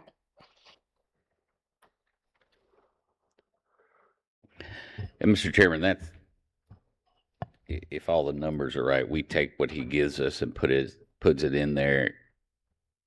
You know, like I can see right now, we're factoring 1.5 million that the sheriff's going to give us back to get us to the number that I showed you earlier. You know, we factor excess revenue coming back. So, you know, basically if he feels like he's going to get all the grants, we would still have to have action today because That's my question. Yeah, Are we you can't- able to balance the budget with that? yeah, if he wants to guarantee us that we're going to get 5.4 million instead of 1.5 back from him, then we could deliver you a balanced budget. But then he's got to commit that we're plugging that 5.4 million into the revenue to get it back. And I don't think we're there. So I can commit that we're going to give you back the 2.4 million that we're asking for an increase in ad valorem. We can give you that back at the end of the year. and we've already factored 1.5. So, you know, that's only another 900,000. So, you know, we're still at 3 million short. So, That's where I'm at. And I see what you're saying, and I understand, but I'm trying to get to their heartburn, which is balancing their budget. Right. I know they can't do it with hypotheticals. Yeah, and that's, I mean, we're going to have that. We'll probably have another $2 million next year that out of this budget that you approved that we won't spend because of the grants. But again, it's grants. And I have to budget to get it. So I can't guarantee anything on a grant. I know we're getting it. And I know we hadn't had a problem in getting any of them, and we just submitted the 330, and we'll probably another quarter we'll eligible for it the next quarter. So you're talking about 660,000 that may be there that's even additional. Now, the problem with the grants, once these federal grants come in, those federal grants have to be used by the law enforcement agency. So I can't just say this is revenue for there. It's got to come back, but then we might be able to offset our operating budget if that money's available and it comes in. But it's, again, you're submitting everything. The state immigration grants are reimbursable. I have to spend it, send them a receipt, they give me money back. The federal ones, all I do is request it and get the money. Go ahead. I've got some concern, much like the property tax cloud hanging over our heads. In a few years, we could have a drastically different administration federally, and those grants could be completely gone.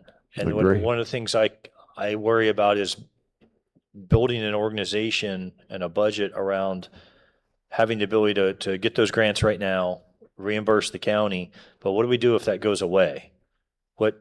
What assurances do we have that the department's able at that point to how can you buffer in the meantime? So if all of a sudden those grants aren't available, how at that point does the sheriff's office and the county pay for those things that previously we were using federal dollars or filtered through? Because I think it's something like you mentioned that we have we have phenomenal deputies, and we're able to recruit, and we get them from all over the nation, oftentimes from neighboring counties, because of our rate of pay and the quality of life in Santa Rosa County, and the quality of the people they come in contact with when they're on those calls and they make contact with someone. But that at the same time, we've got the state who came in and immediately said, okay, well, we're going to give you a huge increase to become a trooper. And we lost good people to go to the state. And the feds did the same thing. So it's like we're just throwing money around. In one sense, we're losing people to go work for ICE and federal agencies and state agencies, but at the same time, they're throwing money back at us to help pay for things. So I guess it seems like they're just kind of putting the ball under the solo cups and kind of moving them around. But what assurances can we have as a board looking for the future of the county if something changes federally in 2 or 3 years? Well, I'm confident it's going to go away. All I want to do is use it while it's there, get as much as we can, and save taxpayers' dollars while we can get their money. It's going to go away. I would say we're probably good for the next 2 years, but after that, I don't expect it. And sooner or later, I expect them. A lot of this was in that big, beautiful bill. So when that money runs out, which there's $3 billion in there for one of the funds, which is the Biden grant, but when that $3 billion's gone and everybody's getting some of it, everybody's going to ask for it, especially next year, because it has a lot to do with staffing. We're not paying for staff out of these grants that we're getting now. We're paying operating cost, not paying salaries. We're getting some overtime dollars back that we spend, but we're not putting a salary in there. So I wouldn't want to do that, because then that's a reoccurring. And once that money drops, you lose a staff member. So we're looking at just using these monies that are operating in equipment that saves taxpayers' dollars, that doesn't have to spend our approved budget on those. We can give that back and the county can have that money back. We're just going to use it while it's there, because it is going to run out. But it's not reoccurring things that we're buying. So when it runs out, yeah, we bought 40 vests with it. We won't get 40 vests when the money's gone. We're going to have to find some other way to do it. But we're not investing any of this grants in a reoccurring thing that's going to keep us on a path to say, okay, now it's gone, now we're in trouble. Chief, just for clarification for the general public, you mentioned vests. How long are those vests good for? Because I know public's going to say, well, you bought them one time, so they're good forever. So how long are they good for? Our beds? Oh, the vest, Your vest. 5 years. 5 years. That's the manufacturer specs on them. And they're, depending on which level we get, depending on who's wearing them, SWAT, of course, is a lot more expensive because we're getting a higher level. But they're running about a little over $1,000. FDLE gave a grant a couple of years ago, and we were able to buy a bunch of them with FDLE grant money. We didn't get that money this year or next year right now. So we're offsetting everything we possibly can with grant monies. We keep our grant writer busy writing everything she can possibly write that will offset dollars, taxpayers' dollars. And I would say, and I understand the chief's point of where he's telling you about the revenue given back. I just want to make sure we're all on a level playing field here. So we've been very fortunate. We've worked with Chief Tiff for several years now, working out the budget. So like the year you gave the 4 point whatever million back, when we came to our discussions that kept it out of the boardroom, we knew there were going to be some significant FRS increases, some salary adjustments. He was wanting to give another 10%, blah, blah, blah. So we were able to save this year to give him a raise the next year. So it wasn't like the money went back and didn't get spent. It went to the next year's sheriff's budget. So I just want to make sure he did give money back. Yeah. So that we could do those tasks that the sheriff wanted to do the next year, if that makes sense, to give the 10% adjustments, cover the FRS, cover the health insurance. So, and if we could have worked it out back there this year, we wouldn't be here now. We'd be all balanced, but we're not, based on the request and where we're at. So That's why we're here to make a decision today. Where do y'all want us the three options, blended option, a different option you come up with, so I could deliver you a balanced budget as required by statute?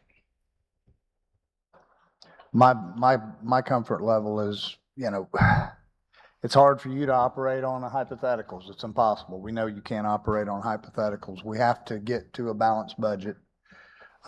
Is it my understanding that y'all are moving forward with presenting COLAs for all of your employees this coming?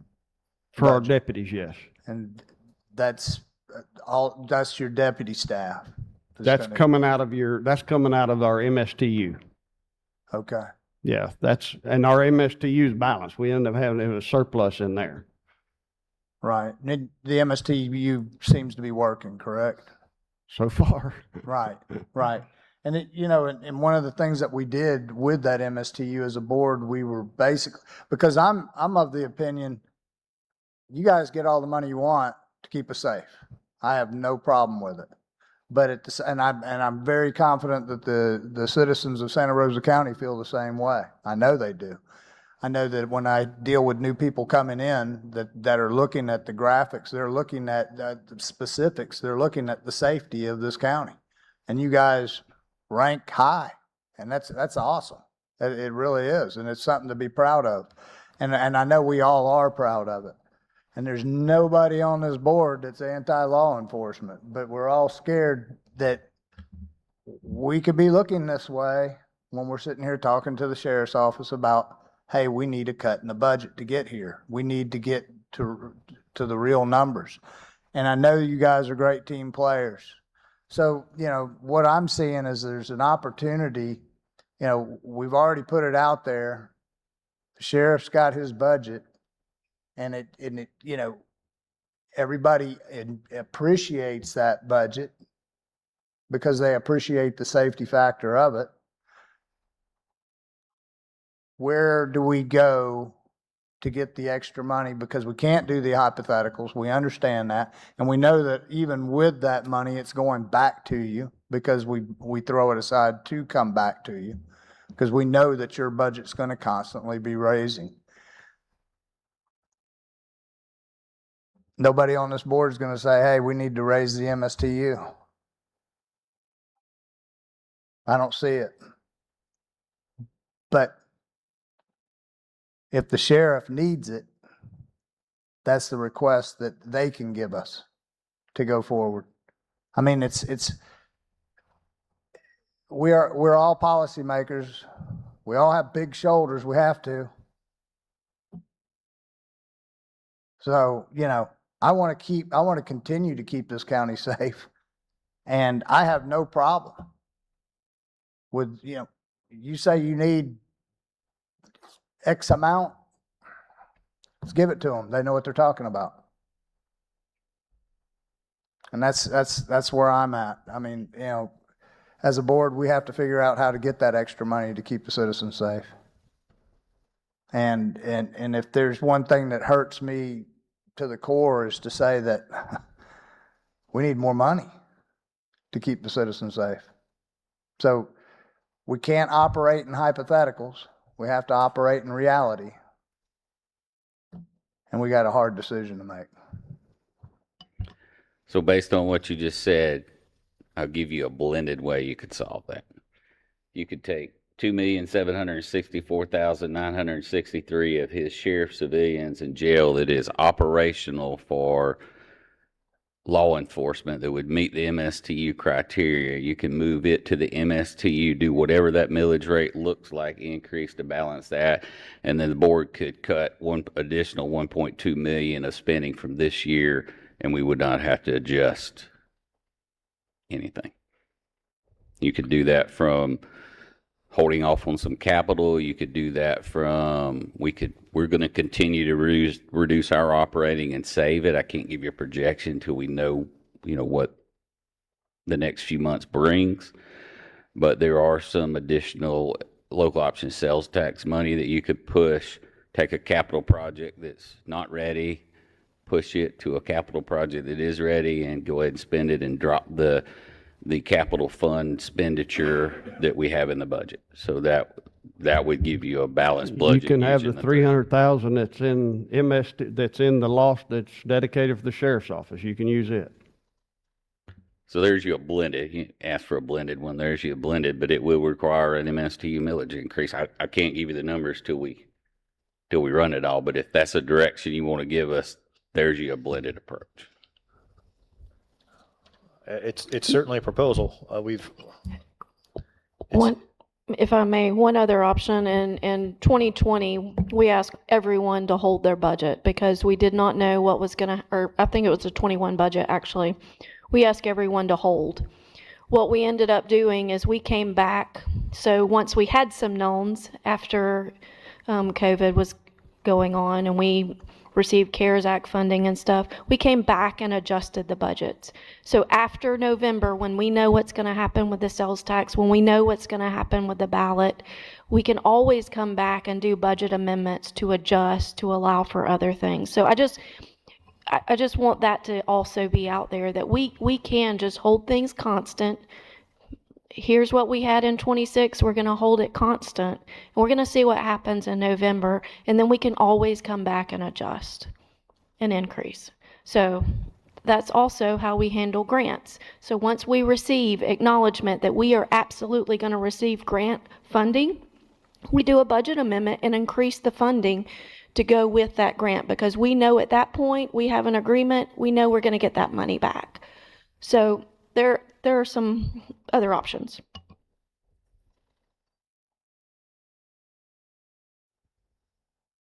All right. I'm going to step out for a quick comfort break. Does anybody else need one? I need 5 minutes. So I don't want to stop the whole meeting if anybody else wants to keep going. But are we good for a 5-minute comfort break? All right, 10:55.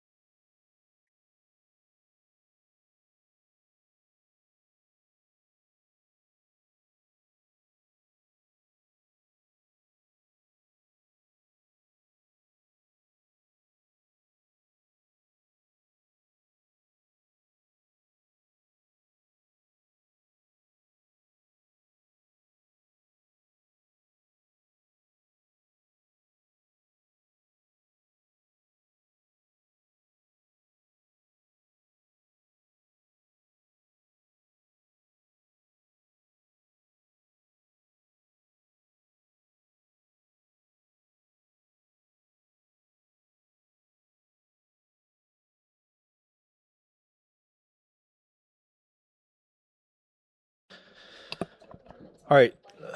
Thank you, everyone, for indulging me in the comfort break. I didn't realize everybody needed it as bad as I did.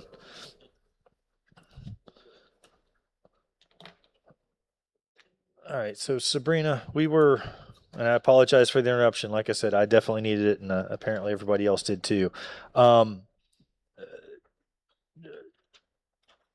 me a favor and just kind of clarify. We talked about one proposal with Brad, and you brought something up too. So let's try to bring it in for a landing, see if we have a better idea. I'll be honest with you. I think we just talked with Chief Tift. I think we have it figured out how we can move things around and make some adjustments and get to a balanced budget. So moving some of the operating to the MSTU, increasing some of his revenues that are guaranteed, and we're down to within 500,000, which is much more comfortable than 3.9. So okay, so would the board be able to address that by putting some spending on hold and then looking at it, if some grants come through, just doing budget amendments at that time after November? Yeah, Yes, sir. that's correct. So just to do a quick recap. So in helping them understand how we can bank revenues to work the balance, the chief felt like he could add another $1 million. So we had him at 1.5. He was planning on being able to give us 2.4, and then if we do the $1 million that he talked about being able to get reimbursed for operating supplies, we'll basically move him from 1.5 to 3.4. And then we do some additional savings. He moves $800,000-ish from his operating line into the MSTU, and then we do some additional savings this year, and we have enough left over to balance the budget without adjusting the.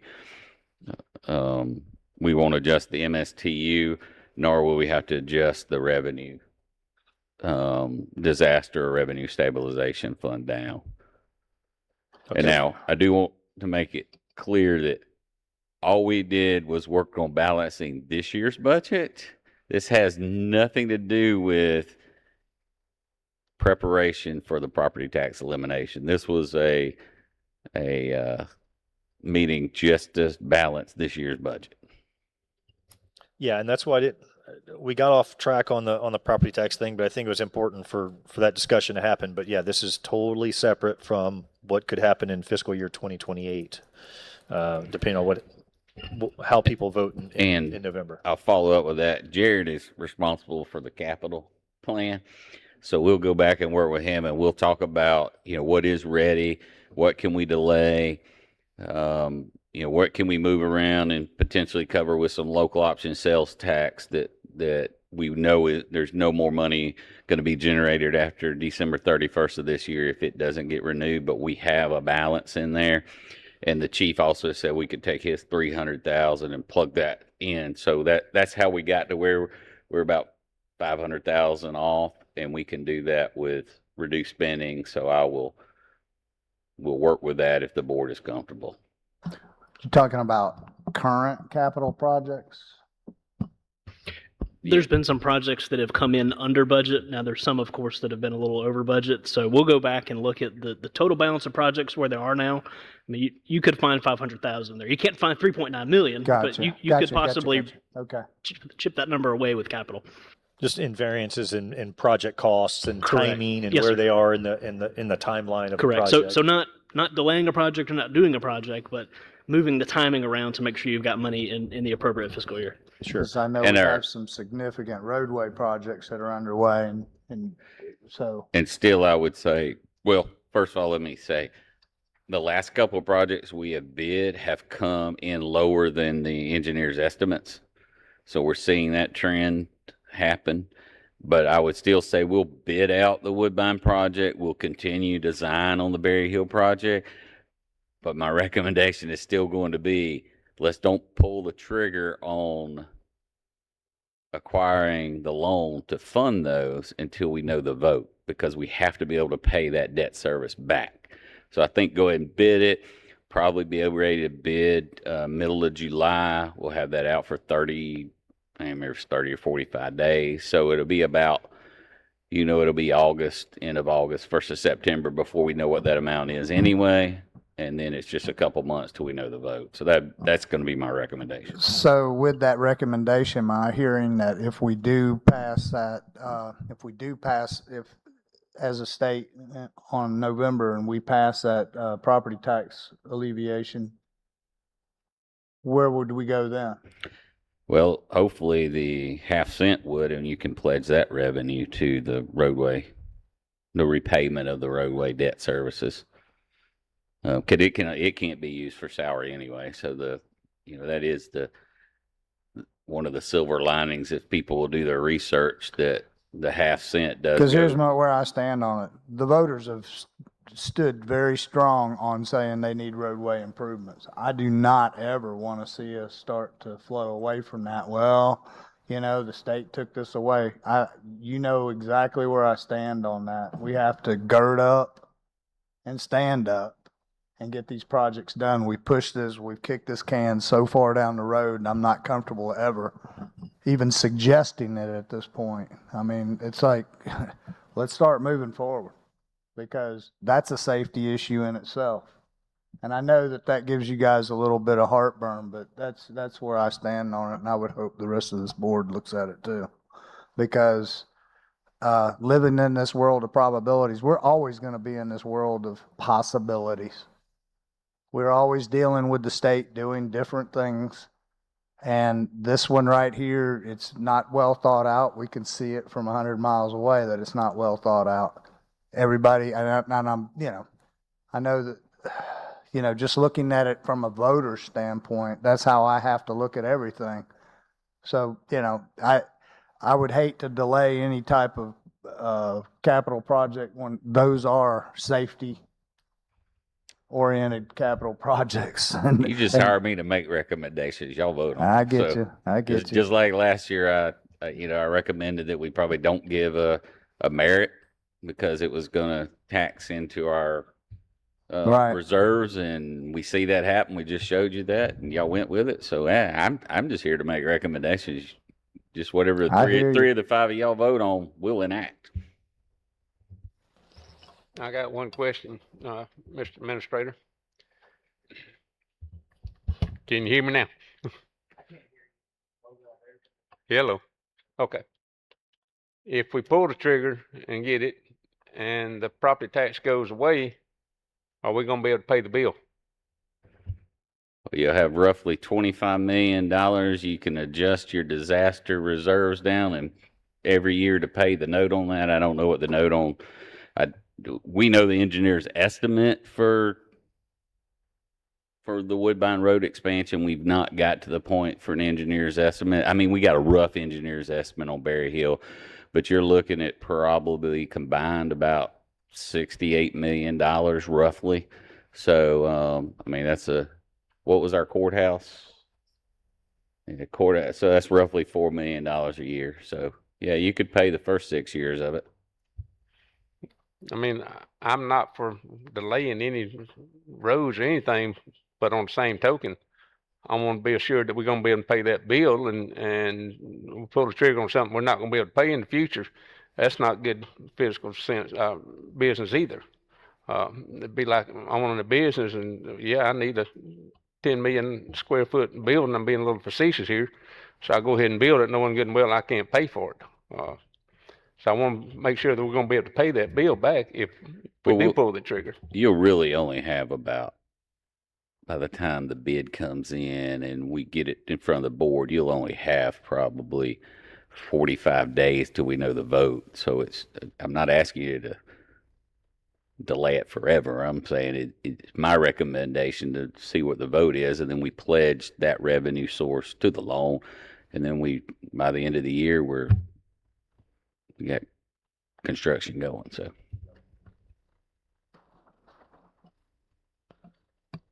Yeah, gentlemen, let's remember a road's not like a car. We can't, as a household, decide to go out and buy a new car and go, oh gosh, I can't afford it, and then sell it. I can't sell the road back to somebody.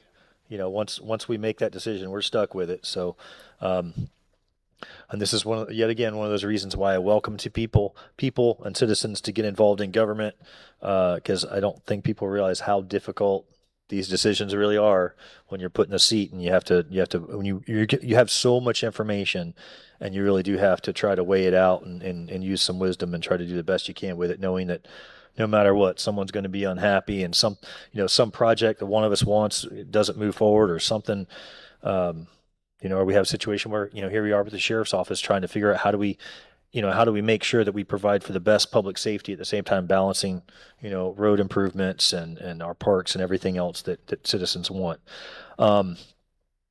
So given what you said, Sabrina, yeah, did you have anything that we need to do to put a bow on that? Or No, are you sir. good I think for I've got it, so we're good. Okay, so you'll be able to come back for that meeting on the 9th? July the 9th, we'll bring you a balanced budget back and the steps to take to get there, and that would be increasing the sheriff's return revenue back, adjusting his some of his operating money over to the MSTU, and we'll have a reduction planned for you for the remainder of the year. Okay, perfect. Tappy, I see you sitting there patiently. Come on up. We always love to hear from you. Good morning. I guess it's still morning. Yeah. So we went from the biggest constitutional office's budget to the smallest. That's why I wanted to go. Still important. That's why I wanted to go important. after too. But are you still wanting an extra couple of stories added to your? Yeah, I'm going to get to that. Okay. No, I think all of y'all know the SOE budget is dependent upon our election cycle. And so basically there's 8 staff, myself included. We all wear, as most, if not all of you know, multiple hats in the office. One thing that Stan said that is so true is seasoned employees and dedicated employees are so important. My last staff member was hired in 2020. And so it just makes it so much easier when everyone knows what they're doing and how to do it, even with law changes and things such as that. And it even goes beyond in my office from the staff that I have to our temporary folks that we bring in during election time. Those folks are seasoned, and to our poll workers as well. We work with anywhere from 300 to 400 and dependent upon the election cycle. And so it helps having those returning people come back each and every time. I was able to decrease my budget because it's a midterm as opposed to a presidential. So that's the fun thing about my budget is that it just depends on how many elections we're going to be having. So it fluctuates each and every time. As I always tell Sabrina, there's unknowns, though, about the budget when I submit it, because just going into this general election, we don't know what the length of the ballot will be, meaning will it be 1 card or will it be 2 cards? And we won't know what that looks like until after the primary election to see what contests are on the ballot. Obviously, you have your judges that you retain. There are 3 constitutional amendments. We're all legislative driven that will be on the ballot, plus the 2 referendums, one for the county and one for the school board. And so Phyllis does a great job in my office with trying to get everything on 1 ballot card. But we'll just have to see. We'll see if it all fits. And I know voters prefer for it to be all on one card as well, because the going to a second card really does drive up the expense. Postage, we have an increase coming up July 12th. And then, when will the next one be? And, what will we be having come up possibly within the new budget that will affect that? So just some unknowns. Probably the last unknown is, when are we going to get paid back for our 3 special elections we had last year? Hopefully soon. I know the governor is slated to sign the state budget today, I think. He did. Okay. So hopefully that money is in there for us to see those dollars come back for the money that was spent last year with the 3 special elections. So that's really all I have. Tappy, is that customary that if there's a special election, the state reimburses? Yes. Okay. But we just don't know when. Fair enough. There were a lot of special elections last year, and so people just get in line. Hopefully since ours were earlier in the year, hopefully we are near the top of the list to be reimbursed. But we never know how long that will take. All right. What was that average expenditure per? It's going to be, probably when all is said and done, probably a little less than $1 million for the 3. But once we are notified that there is money, then they'll notify us of the exact amount. But generally, a special election runs you $350,000 for each one. Yeah, about 300. Yeah. So for those of you that have served on the canvassing board, you know how hard Tappy and her entire team work, and what a great group she has over there. So just thank you to you and everybody over there for what you do. You guys do a phenomenal job, and we appreciate you. Look at your expenses and hold the line where you can, and also understanding that there's so many variables that come with that. Does anyone have any questions or comments for Tappy? Yeah, I can just knowing and knowing Tappy, she's not going to really come up here and start griping and complaining, but she does need more room. And I know you do. Anybody that's been on the canvassing board knows she's stuck in a broom closet. And that's something that, she's going to have to be looking at the expansion one day, because the more citizens you bring into the county, the more your office is going to get burdened. And then when I said something about adding another 2 or 3 stories to where she's at, I wasn't really joking. I know that you would appreciate that, because we do operate quite frugally around here. We all know that, and we know that we're probably going to be in this building for the next, I'd say, 20 years. I mean, just looking at the future, not me, but somebody will be. And Tappy, I know she'll still be SOE in 20 years, so you might be in the third floor. But that, all jokes aside, I know what challenges you have. I know what challenges every one of you, our constitutional officers, have. But she's probably the one that's the most quietest. Well, we can't buy anything unless it's on wheels. And we started jokingly saying that, but that is true. Phyllis doesn't let me buy anything unless it comes with wheels and we can move it. But just lastly, I just want to thank y'all too, because you always make it possible for us to do what we need to do. And the county as well, building maintenance, the sheriff's department, our municipalities. It takes us all working together. So I do appreciate that as well. So thank you guys. I just want to thank you for everything you do. I've been in part of the canvassing board, so I know what you're up against. Phyllis, thank you for keeping everybody straight. She cracks the whip on everybody. And yes, we do. The canvassing board is in a broom closet for the most part.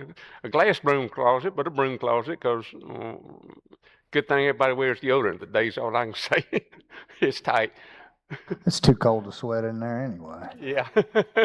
But again, thank you for running such a tight ship that you do. Thank you. All right. Sounds like staff's got good direction. Clerk, do you have anything to add? I don't know. Sorry, you sitting up here throws me off. I was hoping to be behind your periphery. I'm not sure exactly, what all I can add. It sounds like we're on the cusp of at least a promising solution at this point. If it does all work out, I am going to need to get that $9 back.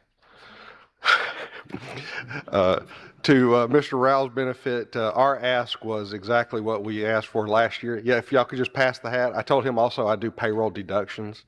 But we asked for what we asked for last year. I don't know where the $9 difference came. It did look odd to me as well. As you guys know, my conversations with staff, we're doing everything we can do inside my office to look for greater efficiencies. We're going out with increased efforts with TDT to try to not just save money, but go out and bring in more money. We've got probably 3 or 4 positions in the last 6 months that we've not filled through attrition. One of them most recently was a 33-year employee that retired. That'll be significant savings in the long run. But as I've categorized to Mr. Baker, our office and you guys are in a unique position. I often categorize it as 2 people tied at the ankle in a 3-legged race. So if we get cut too bad, we're going to bleed all over you. But everything we do is an extension of you guys. We collect your receivables, we pay your payables, all of that stuff. But we are constantly looking for ways to make it more efficient. We're running on the same number of people that we had in the office probably 20 years ago or so. It fluctuates a little bit up and down, but we're trying to run the tightest ship possible. So if you've got any questions for me, I'll be happy to answer them. Thank you, Mr. Clerk. I appreciate you working with staff so diligently, and I look forward to working with you on some of those TDT efforts. I know we've had some offline discussions on those. Look forward to coming up with some solutions. Before we wrap up, Commissioner Eddington, I know you had some notes. Did you have anything to add? Okay. All right. In that case, we are adjourned.